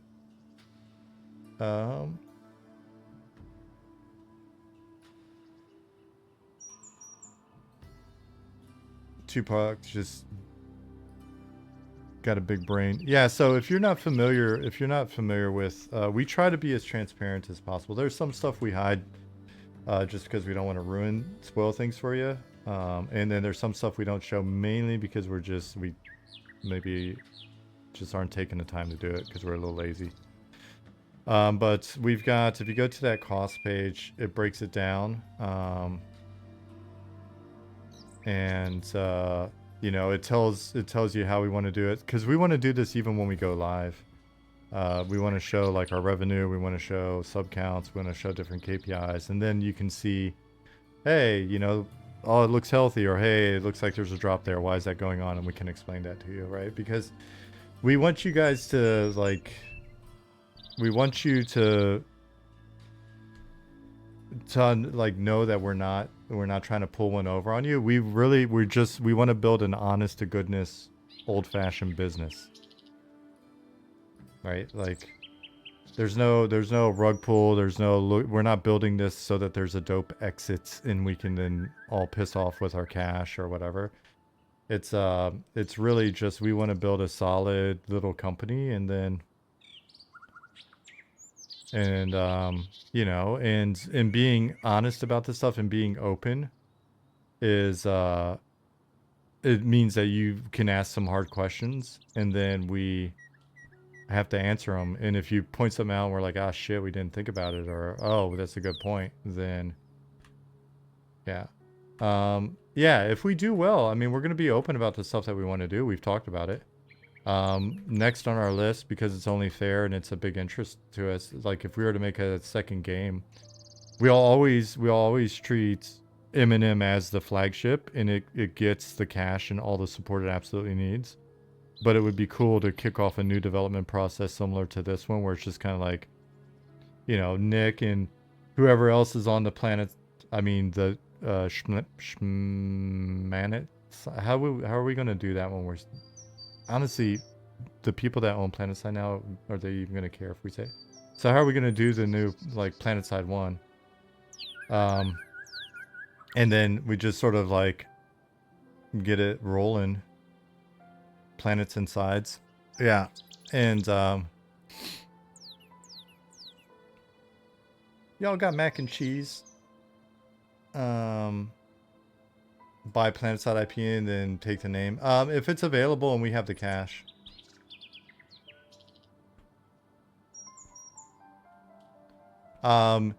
If it's not available yet, one of the things we've talked about in the past, I think we've actually talked about this on stream before, so like years and years and years ago.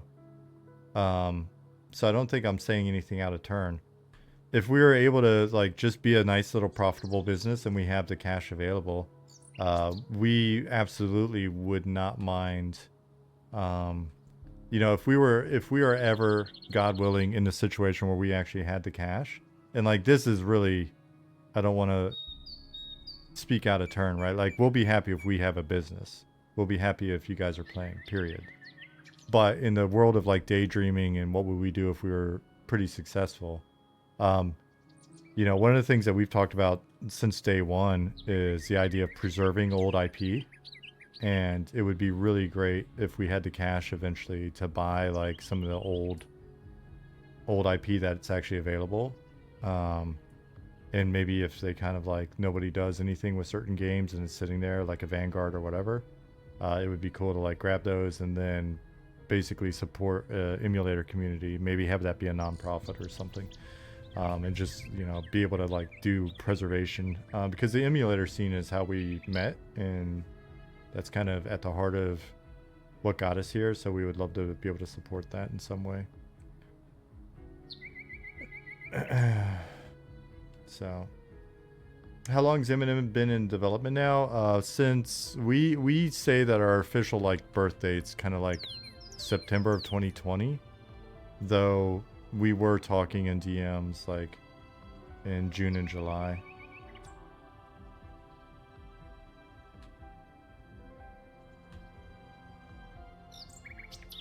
So, yeah, it wasn't 10 years now. When did the LLC form? I'd have to look. When we... You see that in our expenses, right?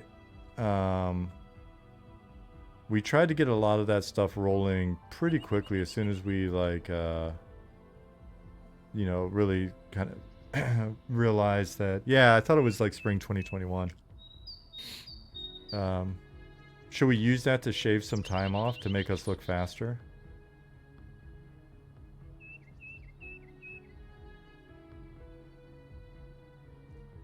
See, that's the slippery slope stuff. That's where you start fudging the truth a little bit.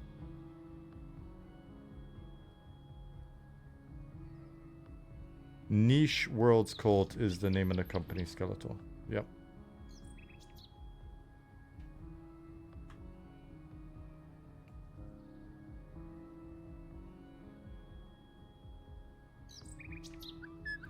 For an MMO with your team size, that's pretty impressive. Yeah, I mean, we'll accept that compliment, especially since it's a, you know, it's a part-time team.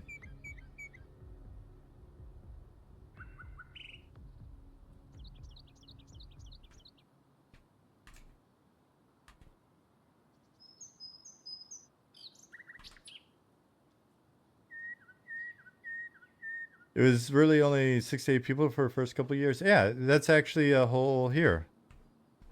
Since I can't remember anything on my own.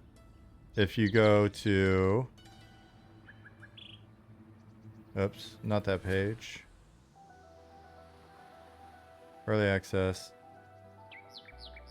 If you go development history, this has been updated, so it's current. You can see who that's currently on the team was on the team in each period. So the first year, it was me and Nick and Ali. Though at the time it was 4 of us. Bunny was around. She did some stuff, but of the people that are currently around, there. 2021, Pattis, Zukin, John, Goblin. Then in 2022, we added Robert, William, Simon. So William's Circumstaff. Simon's Baloo in here. Last year, a lot more new faces. Right, so a lot of the growth was just kind of steady. Yeah, John Gamble. And you know, this doesn't reflect like some of the turnover that we had and stuff like that. We've had some people that were here, and then, you know, for a lot of folks, it winds up, unfortunately, they hit a point where they're just like, they've got real life obligations, or, you know, a lot of people, it's such a time investment. So we feel really fortunate that folks have given us the time they have.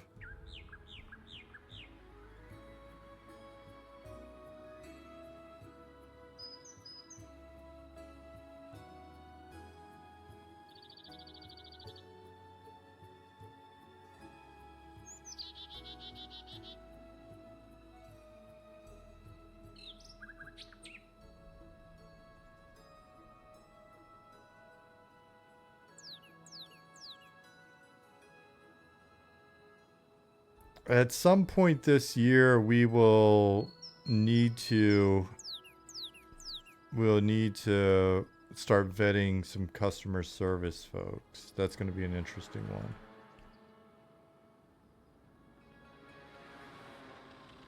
That's one we're going to take really seriously, right? Because that's an area where the handling customer service the wrong way can trigger a lot of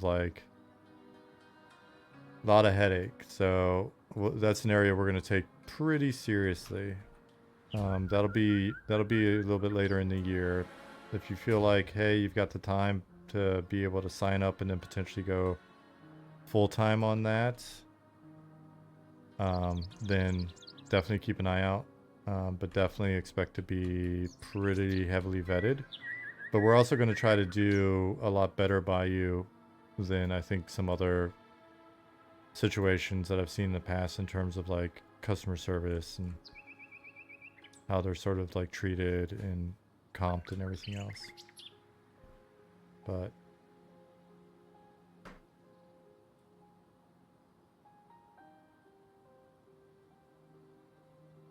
that's one of the things, like, you know, people mention all the time, like, oh, they'd like to do, like, be like a community manager for us or something. And I'll be honest, I understand the value of good community management.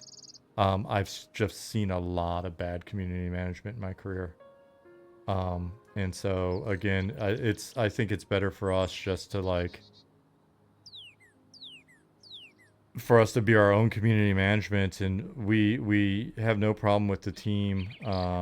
We have no problem with the team interacting directly with the community. And if somebody on the team says something crazy or bad or whatever, then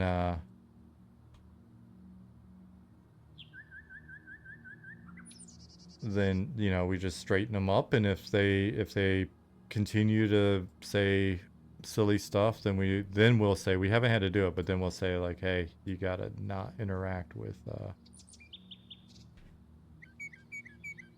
public anymore. We love you, that's why you're on the team, but you're not a communicator. You're not a communicator. You're not an articulator of thoughts that serve us in that context. So that would be the talk.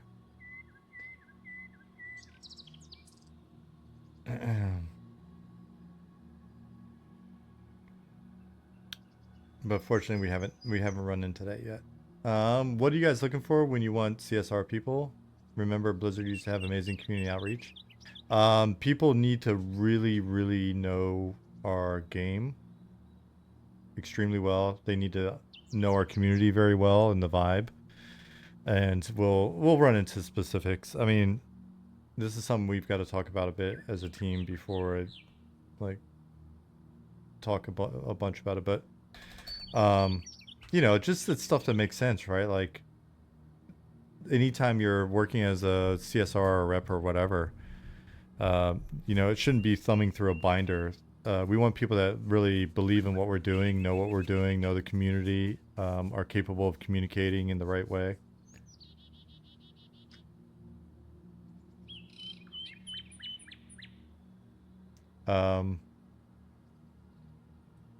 And sort of understand the like servant leadership that goes into real like customer service.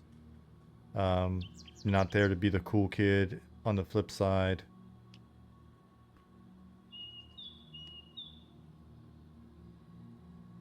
Not there to like be the people's champion at all time. I've seen so many like community managers who turn into like, I'm the voice of the people and I'm here to be mad at the development team for the people. And it's like, well, that's not going to work for long.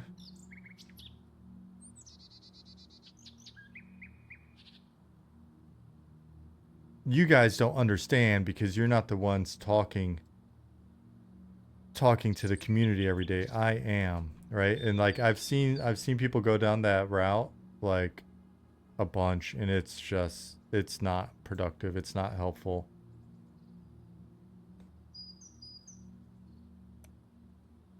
And then it's either it's either I found like they wind up being like a mix of like queen bee with the community. Like I'm the mother of the community kind of like vibe.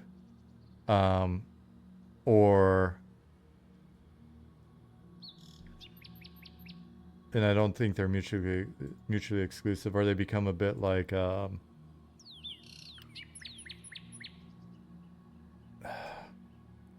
just a little too chummy.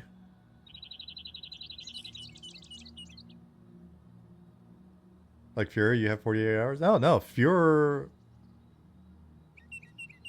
In that, like, that was just him giving the team an ultimatum, right? Like, that's as a player, that is within his right. I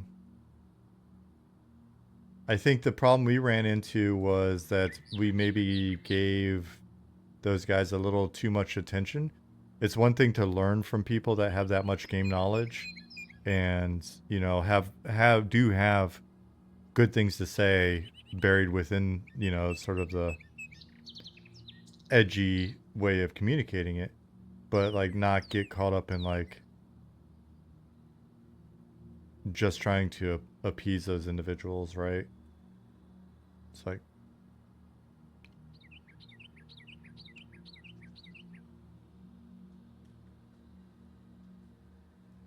and it wasn't 48 hours. You have 2 weeks. He gave us 2 weeks in all fairness. In EQ, the devs didn't track some of the shady shit guides were doing. I don't know. I don't know when that broke down because as a GM, we tracked a lot of stuff. I personally caught guides doing shady stuff. So it was tracked. It's just the tools maybe they weren't the best, but we definitely track a lot more already than was easy for us to track in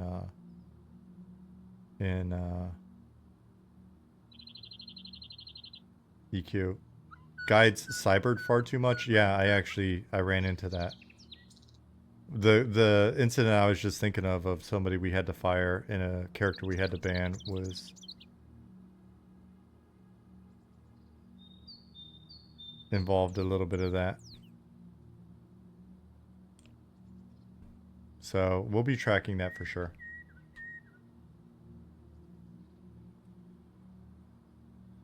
Would it be a conflict of interest if your CSR played a lot of your game? No, but I would expect that they can't play where they are a GM, and people on their play server should not know that they are a GM.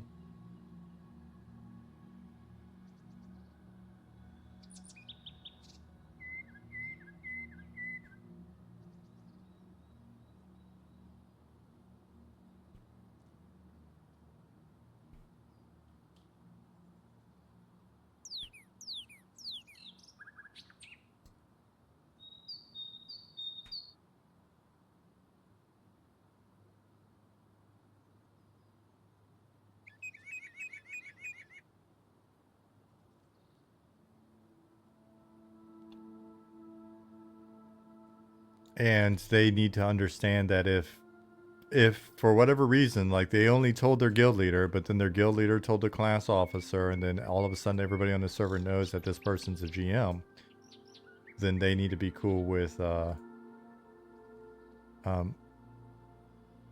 essentially not playing on that server anymore.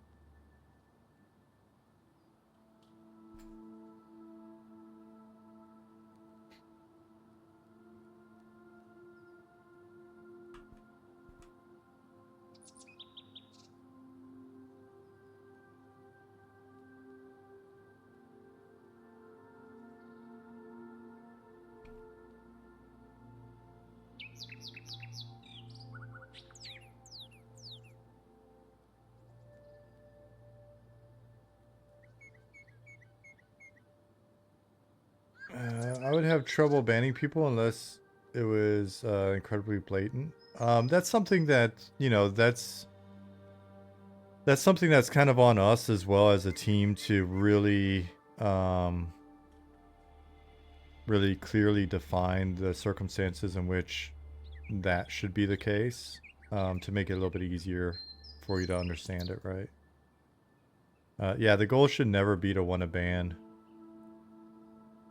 people, but we've got to maintain the sort of integrity of the game and make sure that the experience is as good as possible for everyone.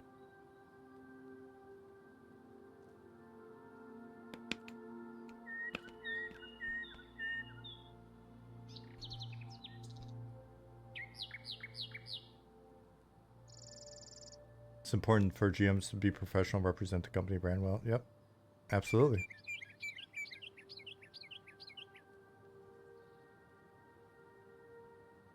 And one of the things that we want to do is try to make it as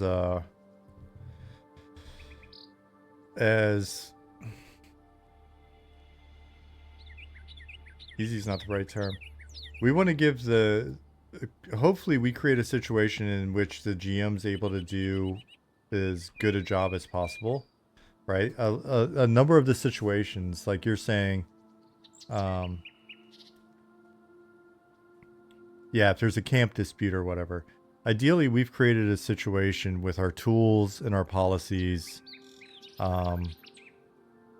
that give it's a situation in which the GM is able to take the time that's needed to really observe what's going on, talk to the parties involved, work with them to basically try to like de-escalate the situation, have an understanding of what's going on, right? Like, I don't think it's any secret that GMs can hide and be invisible and shit like that. And there's a certain approach to like handling petitions that, you know, we will expect that our our GMs are taking, right?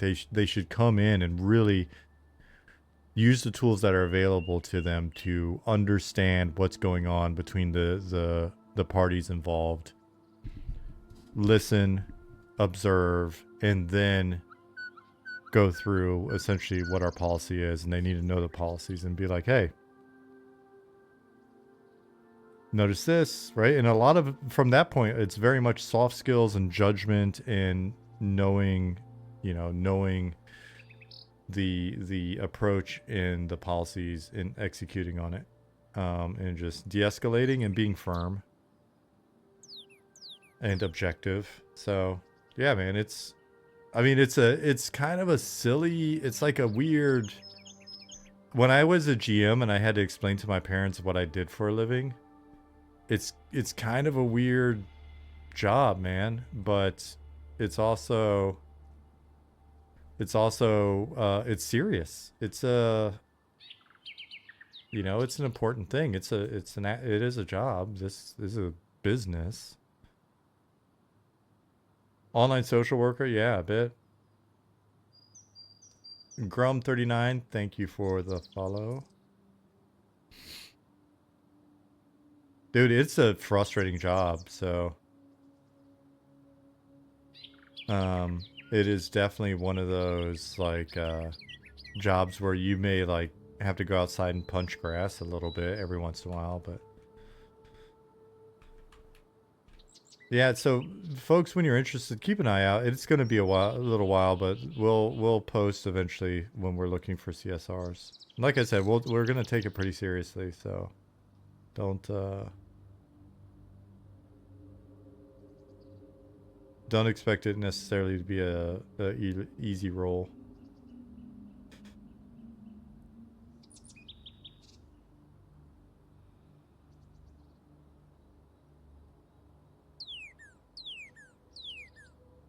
Yeah, I can definitely see the burnout percentage being high, Skeletal.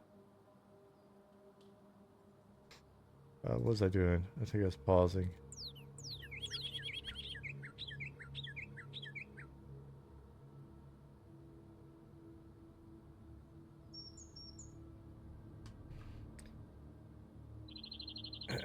Middle Glum says, it may be on your website somewhere, so I apologize for the question. I'm curious what your policies will be about camps and contested spawns, etc. Honestly, don't like my Pantheon sort of wash our hands of it, expecting the community to handle it like that works anymore these days. That's something, that's, before I say specifically, that's something that I want to talk to the guys a little bit more about before I send you on a false path. Like, I don't just want to say it here and then be like, but yeah, so let me, as a first step in consistency on that front, I'm gonna make sure that I'm communicating very specifically what our intent is. So ask that question again. Feel free to ask it soon-ish, but I'm not going to go through it tonight.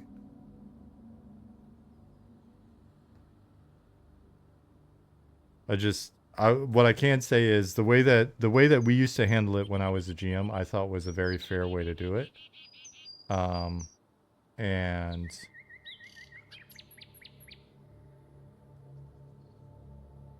I think I've asked the question, like I was talking to Ali and Nick, I was like, hey, is this out of date? Or like, does this thinking still hold up? And I could have sworn that they were like, no, that makes sense. But again, since I don't 100% remember the outcome of that discussion, I don't want to like tell you something and have it be wrong, if that makes sense. Because I remember I was reading about some of the stuff that popped up recently, and it was like, yeah, you know what? Like, here's how I would assume that would work. And I could have sworn that we talked about it, and I wasn't wrong. So.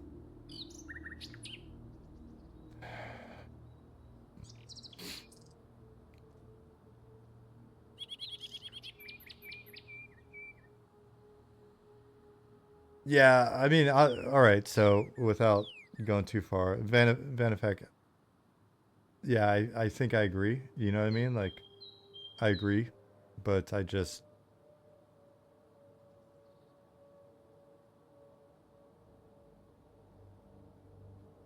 And hey, that's what different server rule sets are for as well, right? What was I doing? Go to. No, just go home at that point.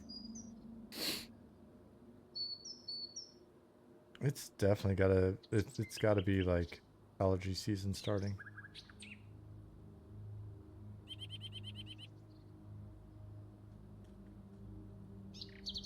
Hard part is to adjust it enough for the extreme ends of the spectrum, like 2-day wait lists. I mean, I hear you, but a lot of us have been there and done that.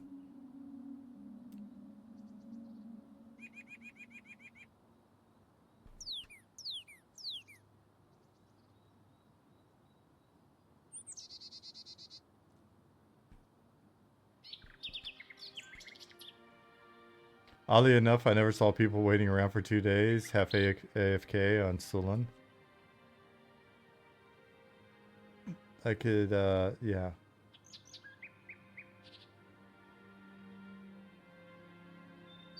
I could imagine it was a different dynamic there.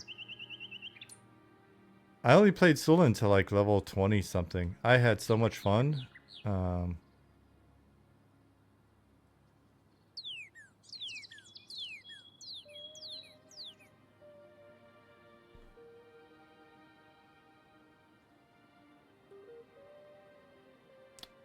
That is not our music. I wonder if that'll wind up being flagged. That's stupid.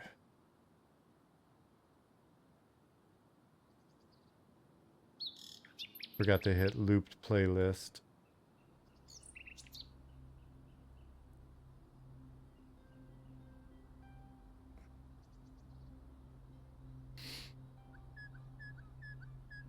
Hey, Wallabus.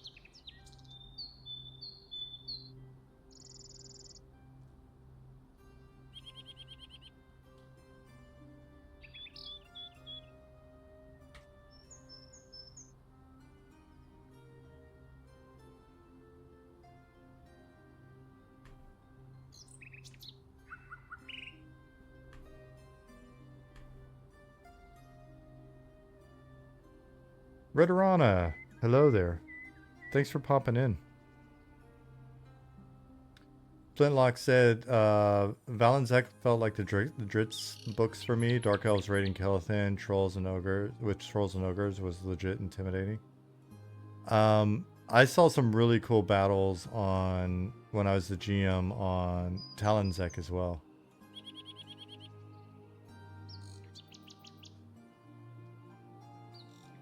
Like some of those, you know, like hate raids and things like that were really, really cool to see.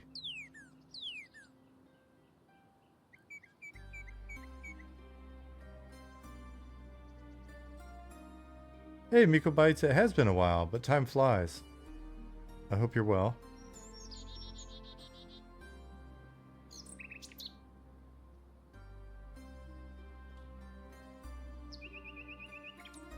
Hey, I hope you have a good one as well.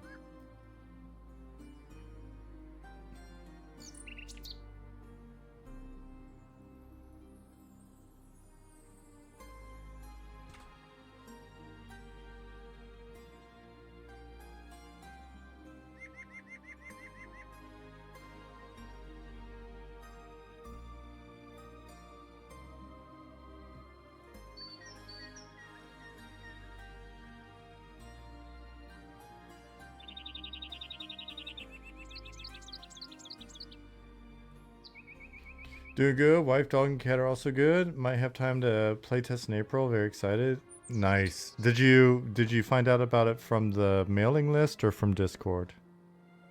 Or somewhere else?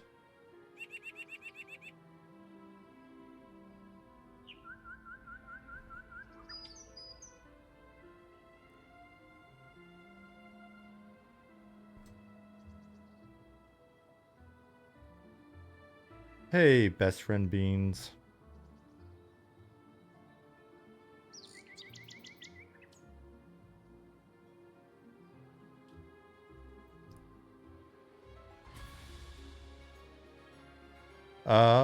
Here is the early access FAQ. We're shooting for the beginning of 2026. We tend to say Q1. We would love for it to be, according to our schedule.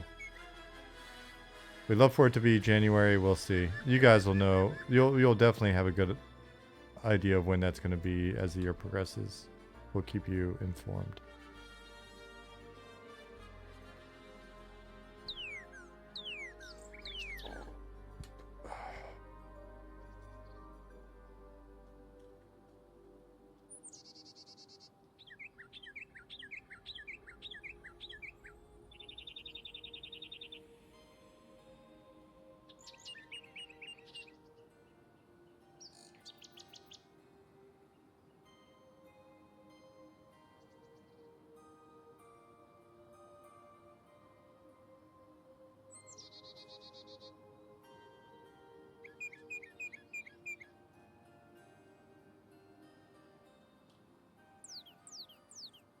Sorry, just reading some stuff real quick. Sending my email. Take off Friday the 11th right now.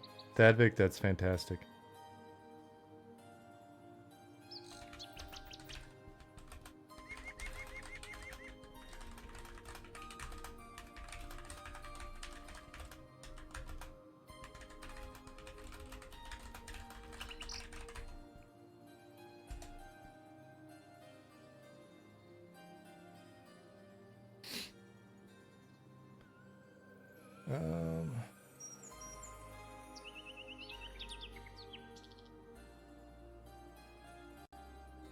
Okay.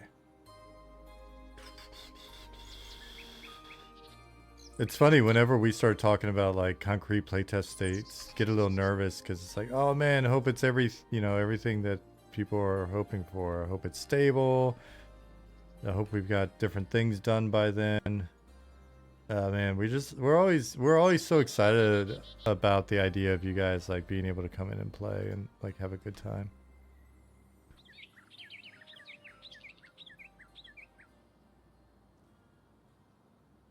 It's like planning a party as a kid or something, you know, you're like, oh man, I hope it's cool.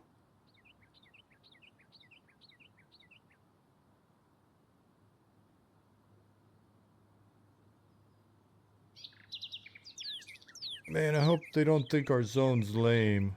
They're probably gonna think it's lame. Man, I hope they think it's cool. I don't know, maybe that was just me as a kid. Ugh.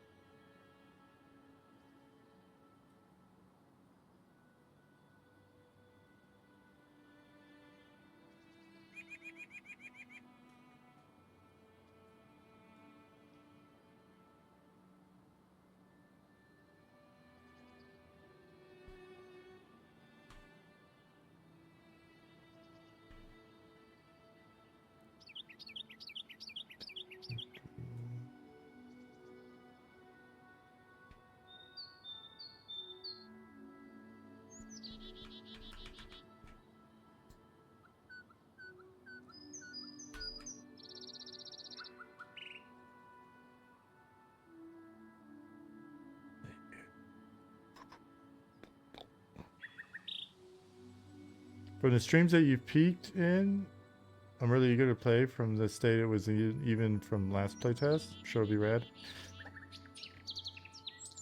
That is nice of you to say. There, you know, we definitely see the things that need to be improved. So, but thank you. When someone gives you a compliment, just say thank you.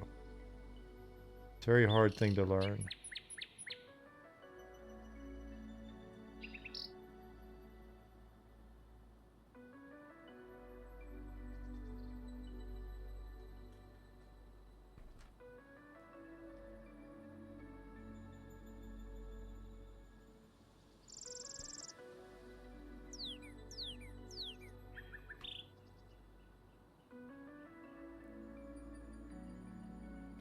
You're welcome, Skeletal. Hey, Wolf Spirit.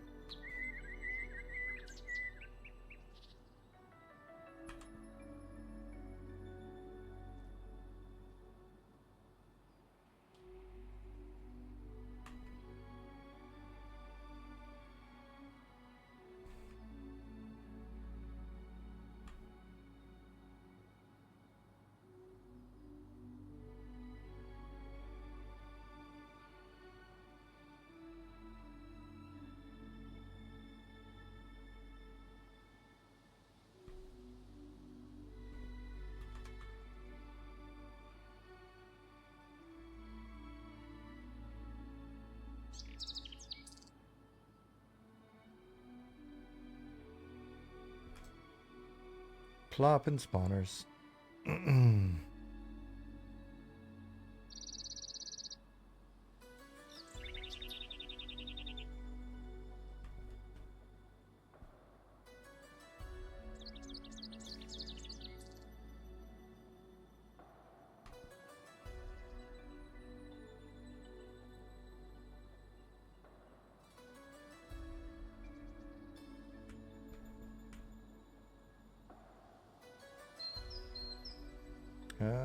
Let's see.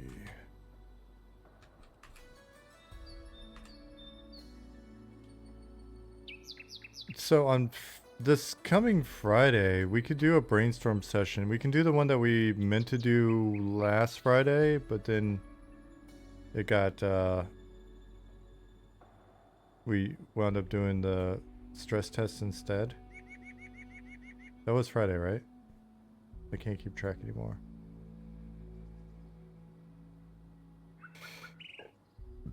Excuse me.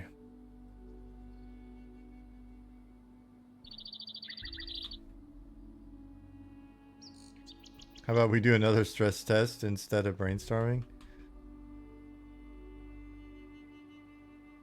Hey, you never know what'll happen. You never know. Lasava, yeah, is a discussion about in-game content. Resurrect some of the thoughts that you guys had on Discord and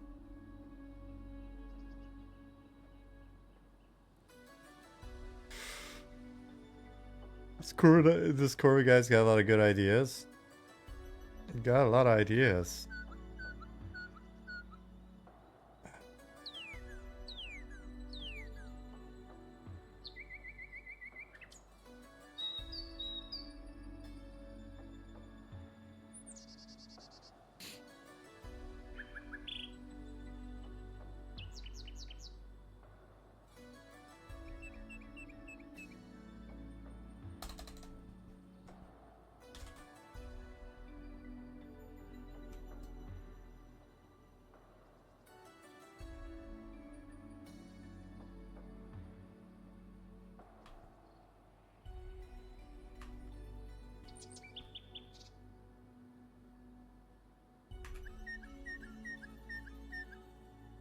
Hey, Nomer.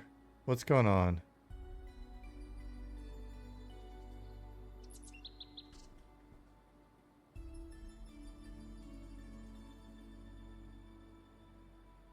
It's funny, I got so used to your old name.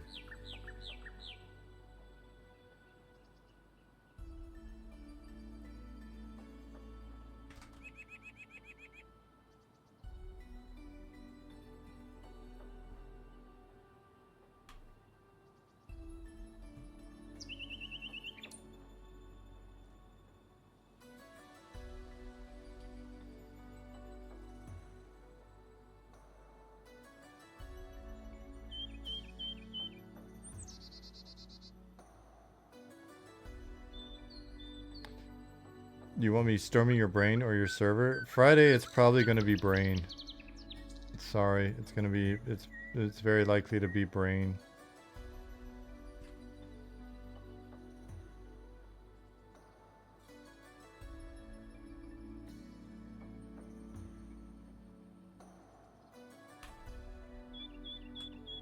I should note down those ideas I had in Discord as well. Lasava, if you wouldn't mind, that'd be really cool. Be sure to bring them.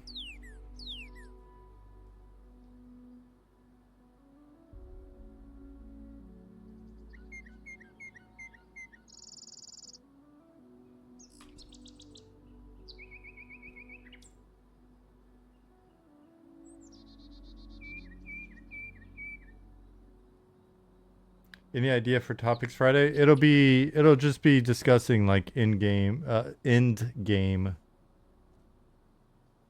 ideas.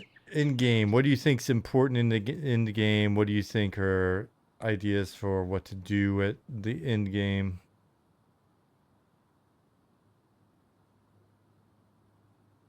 What value do you place in that versus other things like rolling alts and blah blah blah, that type of stuff. Ali said most boring match of all time. Is it you done now or is it another break? A 0-0 match, that does sound really not entertaining.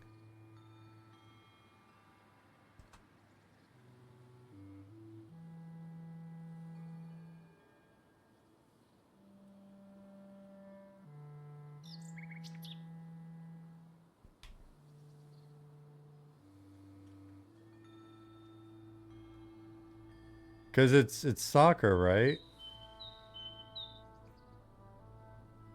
I've got to admit, living in Europe, I've found that soccer is not the most exciting thing to watch. It's really not my thing.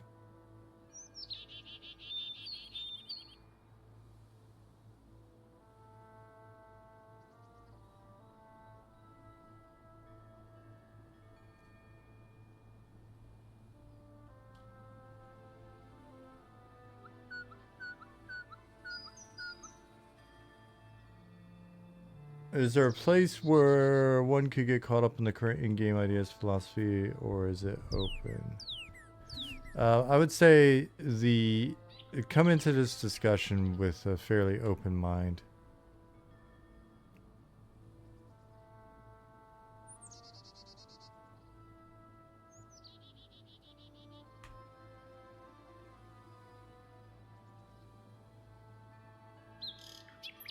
And I'll see if some other folks are around, like Nick or someone, to hop in on that discussion as well. That'd be fun.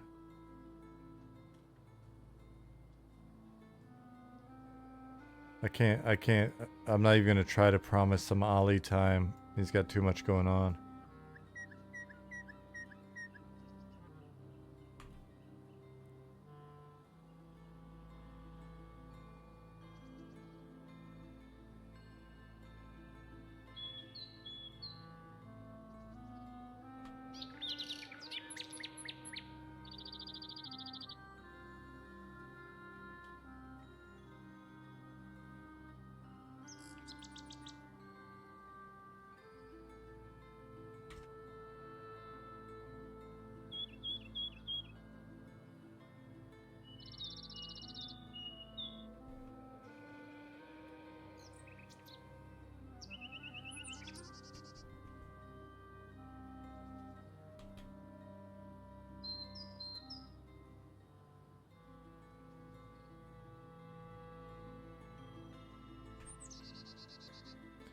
So on the subject of wagons and caravans, would you guys want us to use it to transfer a great many goods from city to another city? For example, imagining a wagon full of crushed bone belts going to Kelthan, from Kelthan to the dwarf city. Yeah. Yeah, we could definitely imagine that scenario. Might do some things to help encourage it. Ali says, I hope our in-game starts at level 1.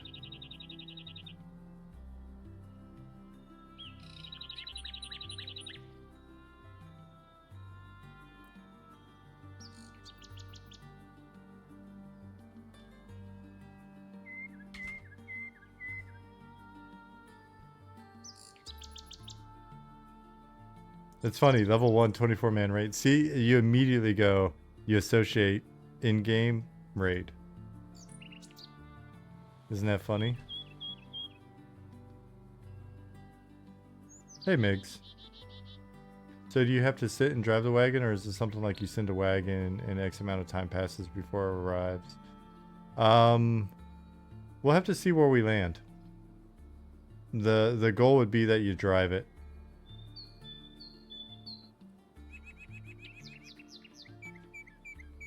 We'll see what we pull off.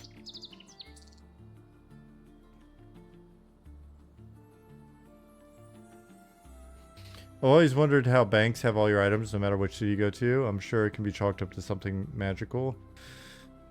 But is there a thought or feeling on your players needing to drive their caravan and stuff to a new hub? Yeah, that currently, it may not be fun for some folks, but that's currently the plan that we have.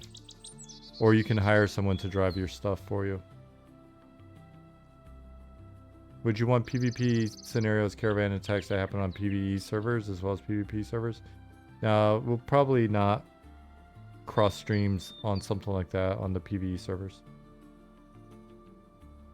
Wouldn't mind local banking with universal bank slots as an option. How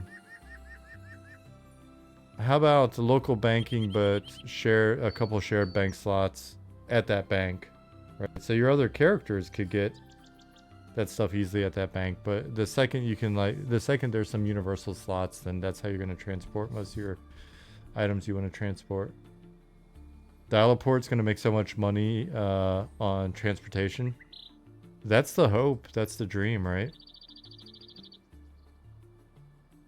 Keep you guys busy.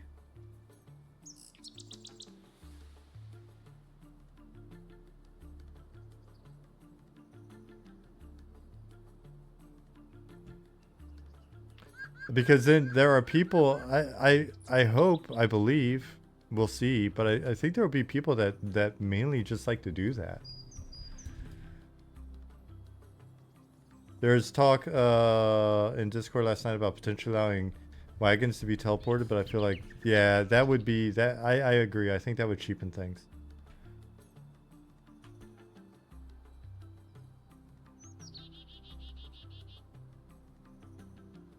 Like we really want to provide the tools that allow people to do kind of different non-combat stuff. No teleport resources? What do you mean first? Restructure your sentence, sir. Dude, I just confused myself. What are we doing? Go to, go home. That active. Okay.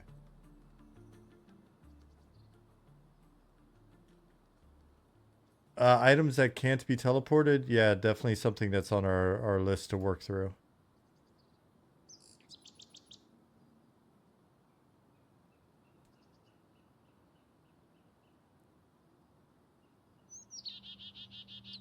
No ports if encumbered also, correct. May have come up before with expedition discussion, but someone said a wizard thread in the wizard thread discuss items that can't be teleported in another game. Yeah. So that's something that we want to work through. Valheim. The requirement that you use like pack animals and wagons and carts and all that stuff. If you teleport with a fly in your inventory, it should be a big problem.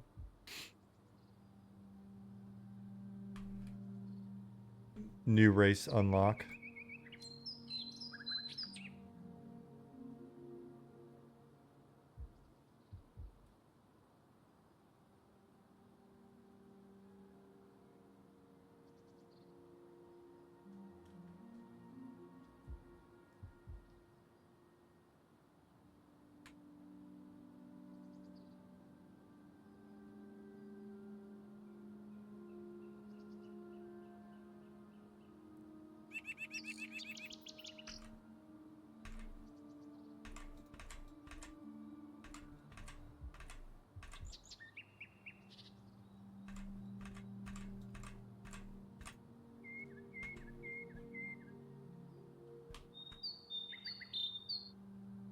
New race, Jeff Goldblum. Oh, it's a pretty cool race though.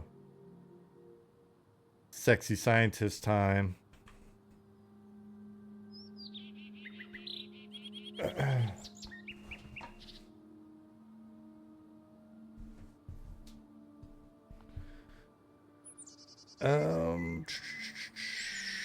Migs, maybe we could provide some sort of tool to help you with that without mitigating the need to actually have to go there.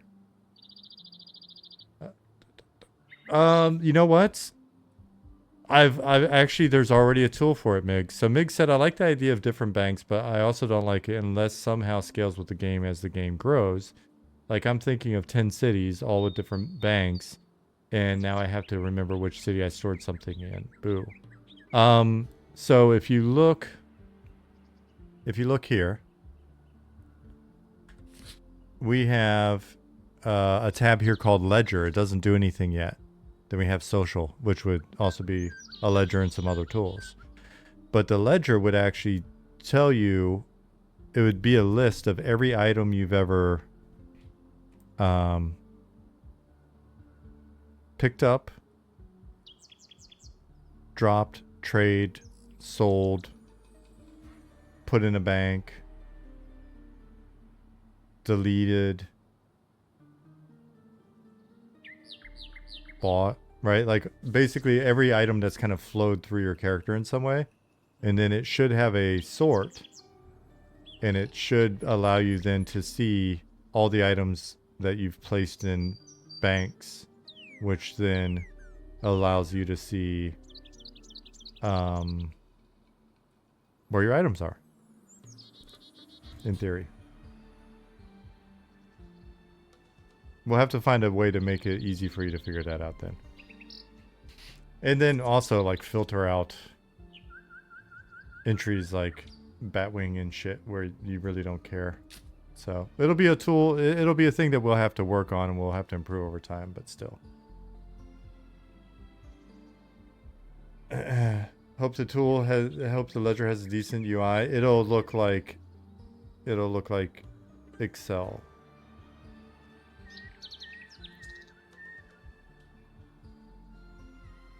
Also this shot right here, S tier.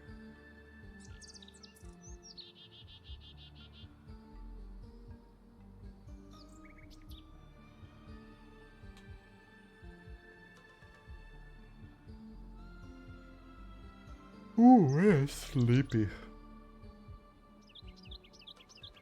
Wait till Ollie lets me turn up the water reflections more.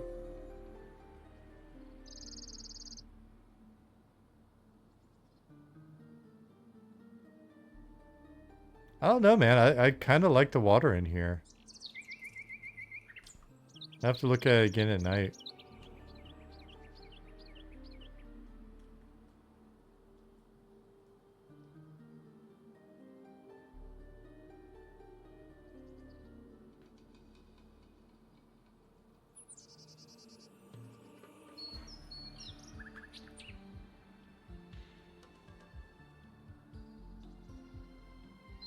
Like I really like the vibe of the zone. We'll have to see when you start messing with it.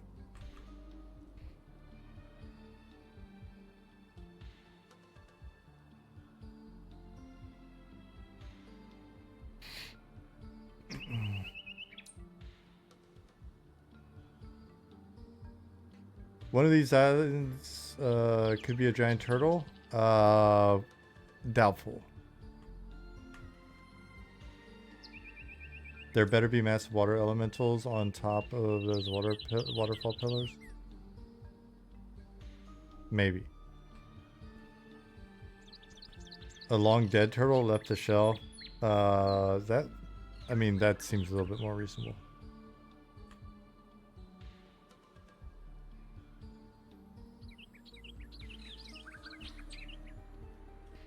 What level are you theoretically able to reach during April's playtest? Nick said 60. That is correct.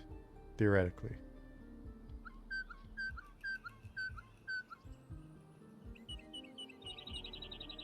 Wait, no flying whale island? What, do you think we're made of money?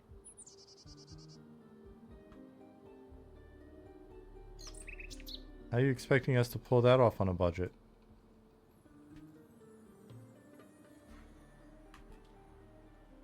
Anyways, why do you guys want to fight turtles? And if you're not going to fight it, then why would you think we're just going to make a turtle NPC and then not allow you to kill it? You can't make... We can't waste time like that.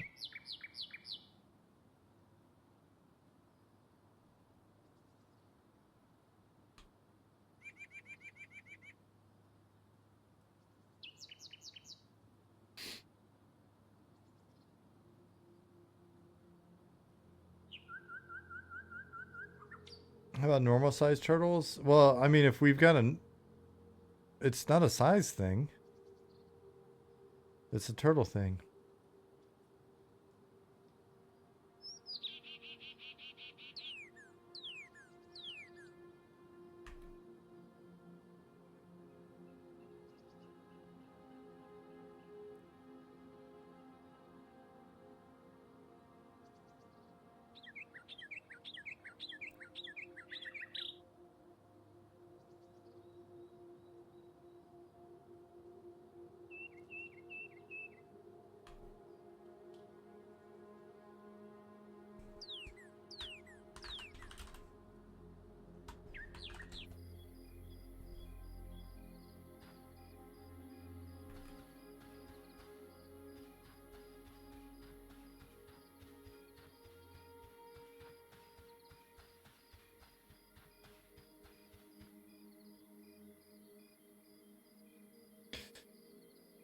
Yeah, I do. I really like the water in this zone. I don't know. Maybe I'll like it more after you mess with it, but as a default, I like it. It's calm. It's really chill. It's got some reflections.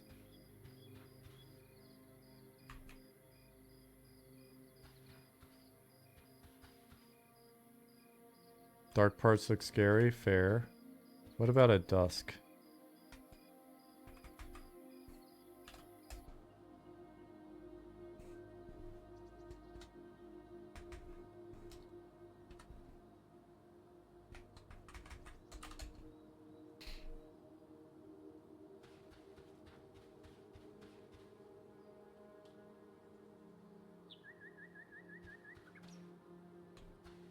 It's very calm here.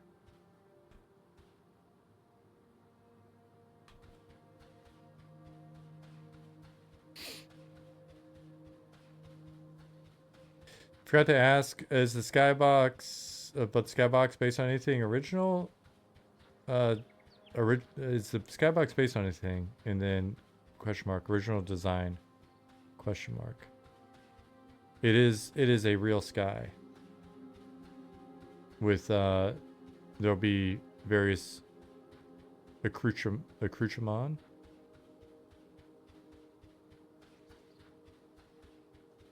Anything lurking beneath the water, of course.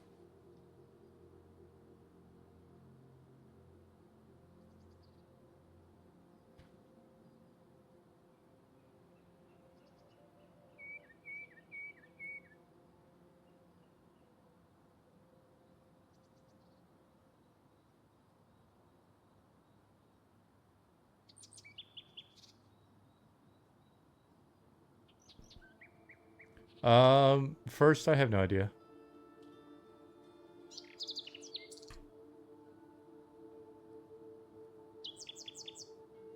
It probably won't be the last time, buddy.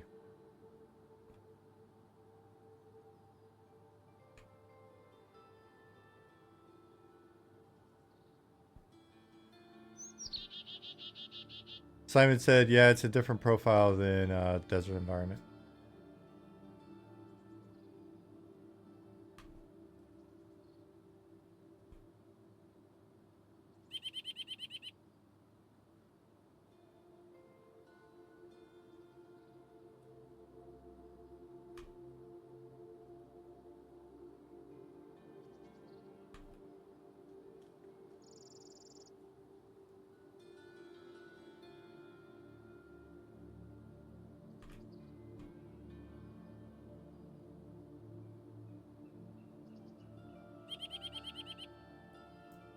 Monty came up with it. Well, let me actually read what Simon said.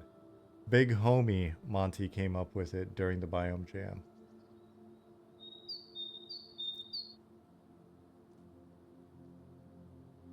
Doggeroni, we'll have to see what we actually pulled off. What we pull off for things like astronomy.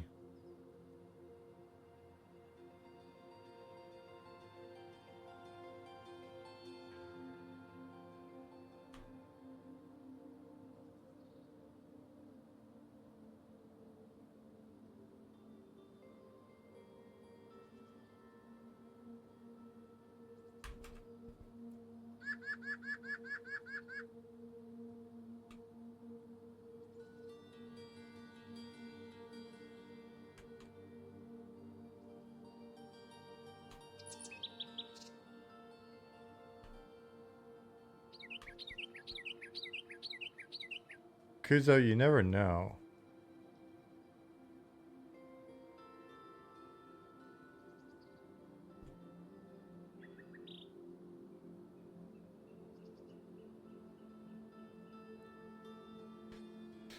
Kuzo said maybe the stars lead to hidden treasures buried by long dead civilizations, astronomers. Yep, you absolutely never know. It's very possible.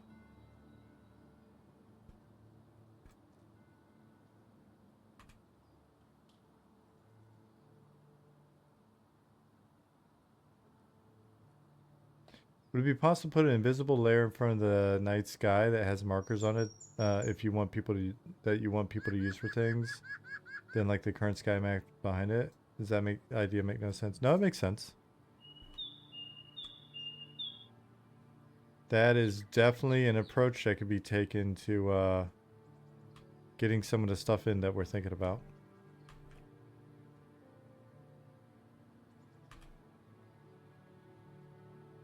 We want, you know, we want there to be things going on in the sky. It's a pretty sky. A lot of our lore and history involves the sky.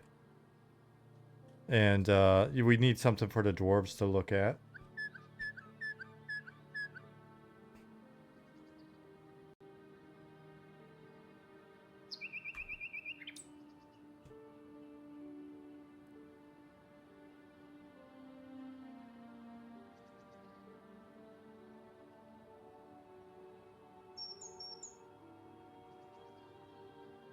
You like the lore that dwarves are into astronomy very much? I'm glad you like it.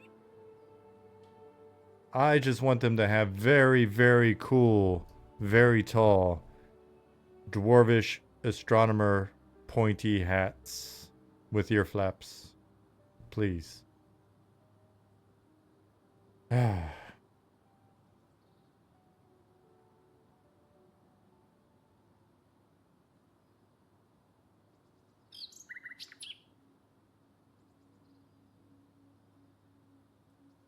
Pointy hats, Zukin. Why don't you like pointy hats, buddy?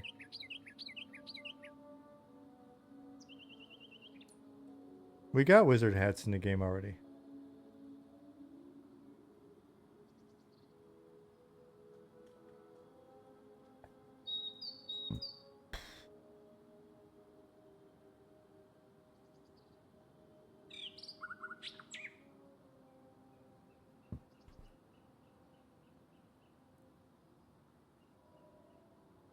I've just realized my noise gate's like been basically turned off, so you just hear me burp all night now.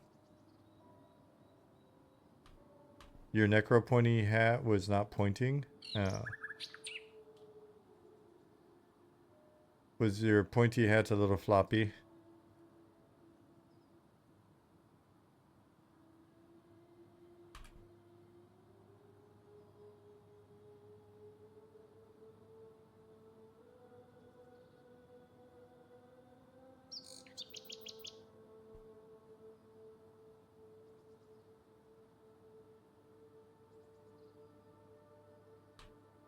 Now I really do want to know why does Zukin hate pointy hats? The dwarven astronomer's hat's got to be like a very tall point. I want to find a picture of one. I've seen some dwarves with a pointy hat before that looked pretty good. Dwarven pointy hat.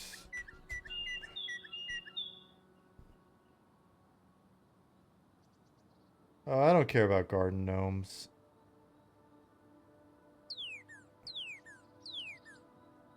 I thought there was like a Warhammer figurine or whatever that had a badass.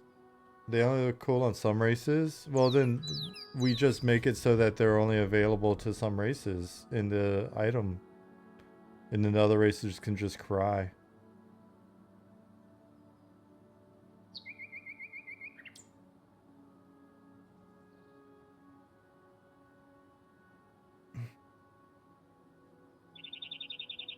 I'd be afraid of his player astronomers post Discord like, guys, Spiral Lords are coming back.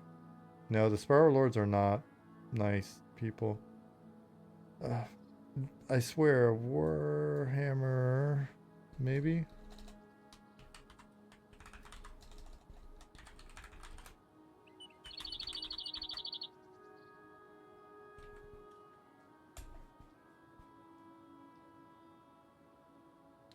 Bunny had posted the picture of the dwarves with the pointy hat a long time ago, and I...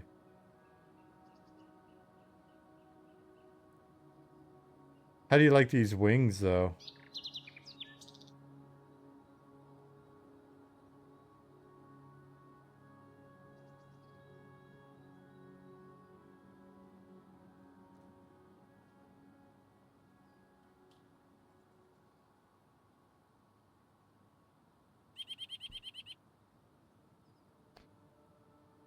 It's not pointy, but it's getting there.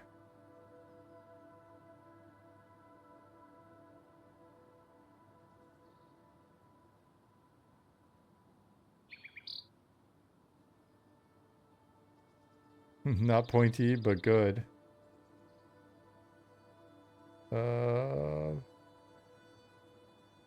Dude, dwarven...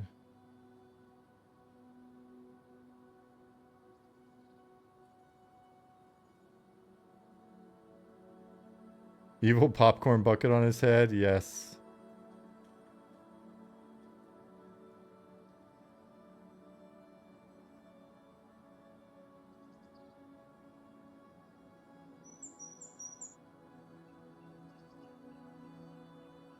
Not a pointy hat. I was wanting to see her face a little bit better.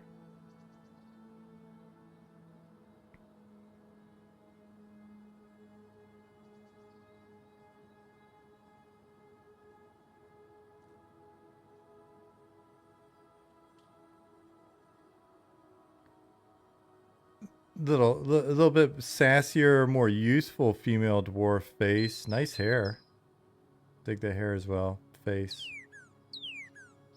Youthful, kind of cute female dwarven faces. Still on my list of things for us to keep working on. No beard. You silly guys and your beards. Bearded dwarfs. Dwarf hats. Let's see. Warhammer. What would they be? Dwarven.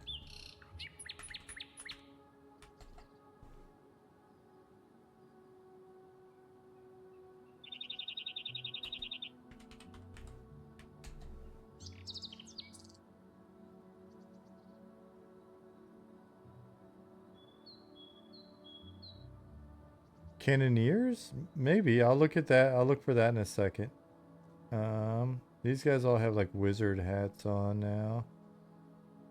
Like these dudes just had straight crazy pointed hats.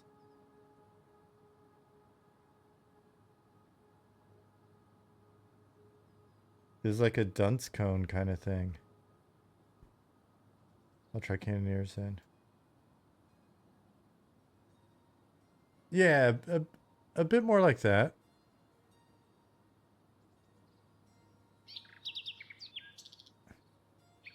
That one's got a skull on the top. That's pretty cool. You sent me an image in Discord. Let me look.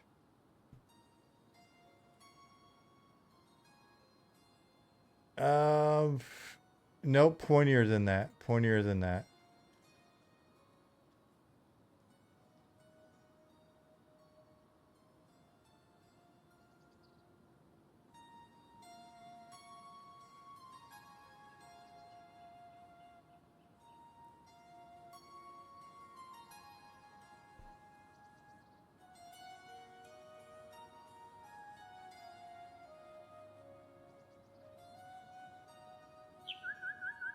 That's not the point that I'm looking for. And I tried cannoneers as well.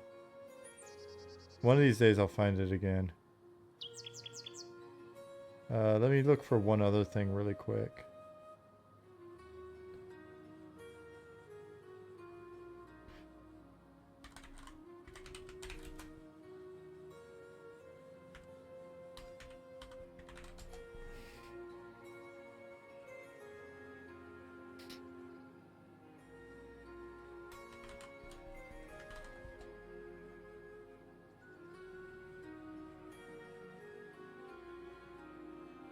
They're probably mainly going to be decoration to catapults.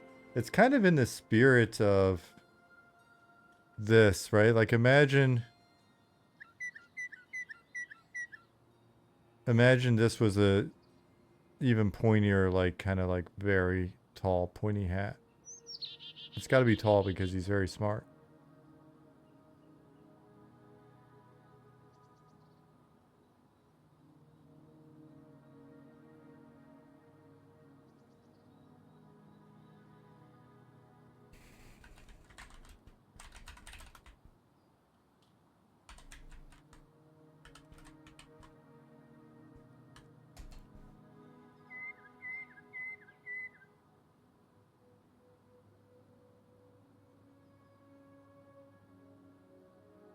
Yeah, these guys are excelling at some pretty pointy hatness. I like that crooked one.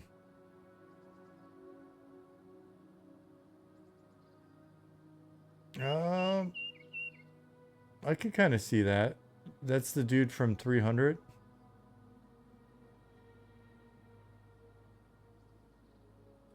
Yeah, so something along those lines.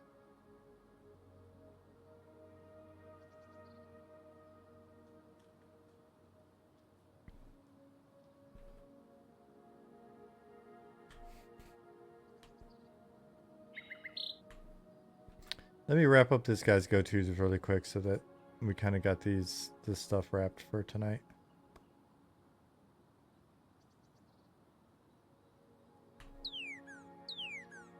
Garden gnome territory. I don't mind.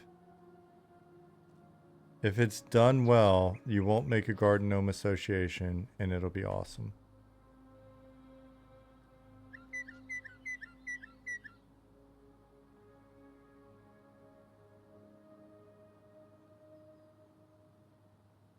If all you think of is garden gnomes when you see it, then Zukin has failed us.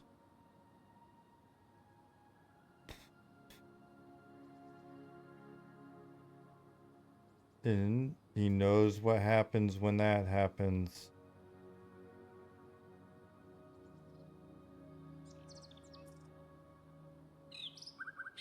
We put him back in the box.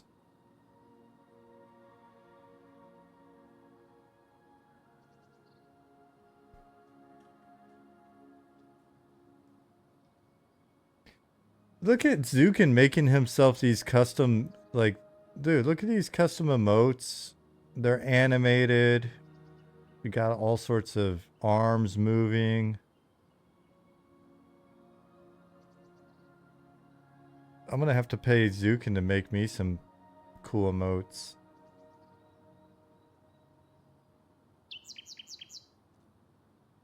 Over there upping his production values, trying to steal my sub money. I thought we were a team.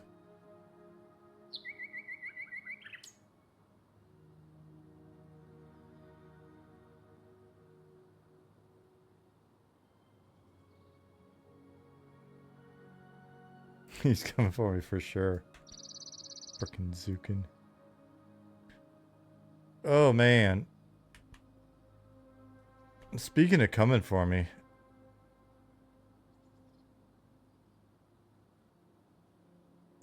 The sleepy monster's coming for me. I wanted to take a nap. So pineapple, no Lasava. Okay. I'm glad you had your finger on the button though. Good looking out. I didn't even finish this. Maybe this will help me get through the last 3 minutes.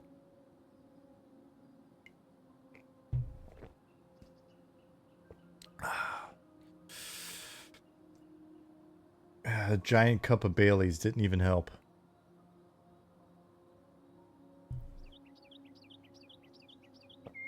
I'm just kidding. I don't drink.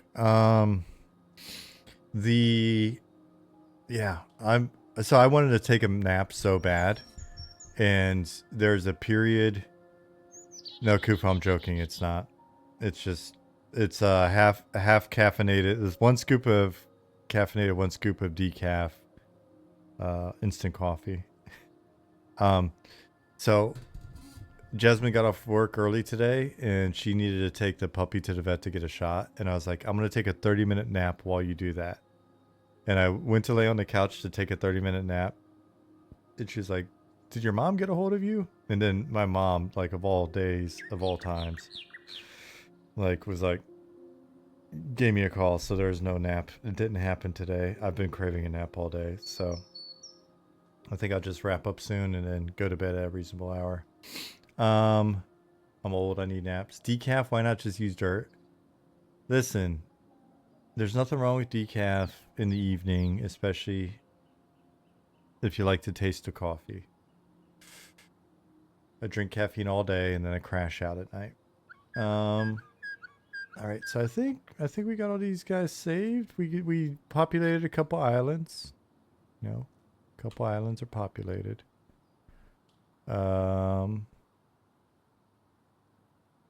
We got a big boy island to populate soon. Soon. Where is he? There he is. I mean, it's not a big island, but there's a lot of cool stuff here. You had this problem your whole life where caffeine makes you tired. It just, you overflow. Oop! Hey, here's a one of the new ones. The new ship. Look at that new ship. That ship has not even... This ship is so new, it has not even killed Nick yet.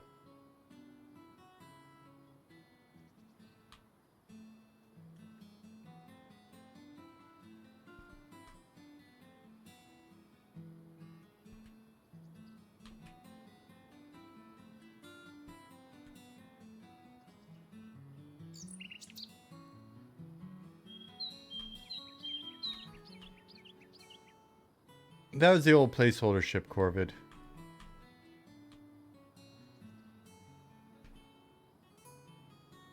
Man, our ship is sinking. Oh no. Our ship has got a our ships come with their own little bathhouse.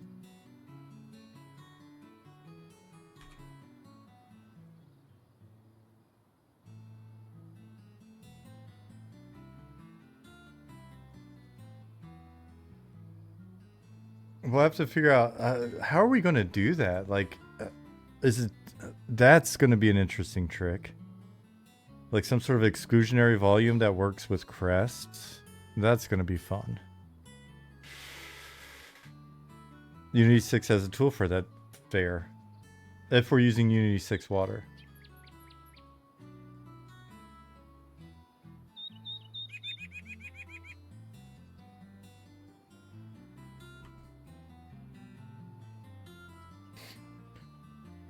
Oh my gosh. All right. I tell you what. Can somebody check and see is Zach streaming? Are one of our guys streaming?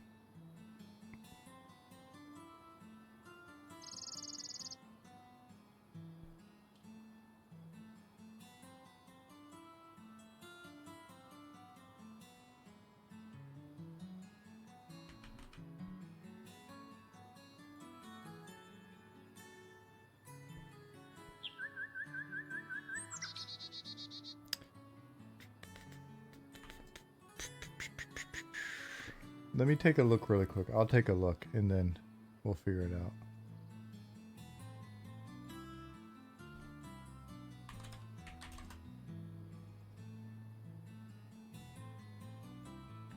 Zach is streaming? Okay. Cool. Do these little areas have names? Several of them just kind of have like code names, like designators. They don't have like super duper lore names at the moment, but they will. All right, so you know what? Let's wrap up. Let's say goodnight, but stick around. We'll raid Zach, and then I'm gonna go to bed. Because it wound up being a 3-hour stream. I think that's fair.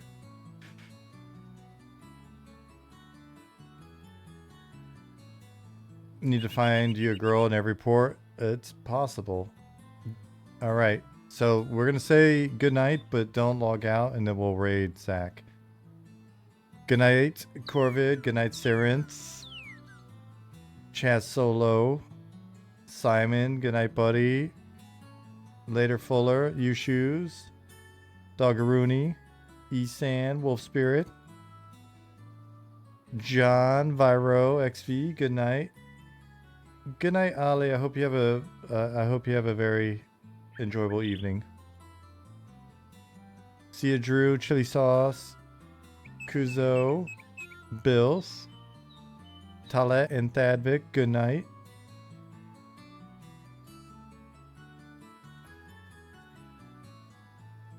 Good night, Zukin.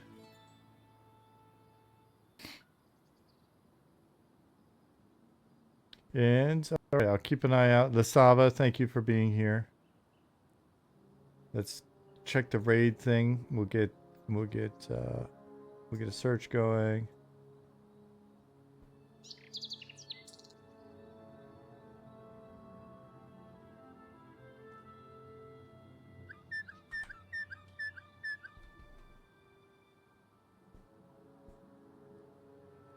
You guys still talking? Hold on one second. Let me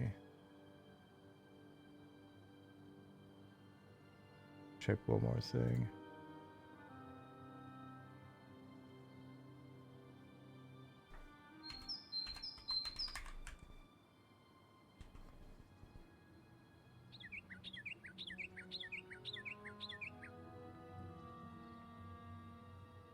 All right, I'm going to start the raid now.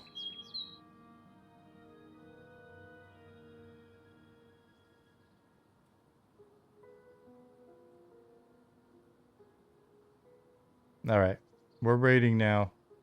I'll see you guys there.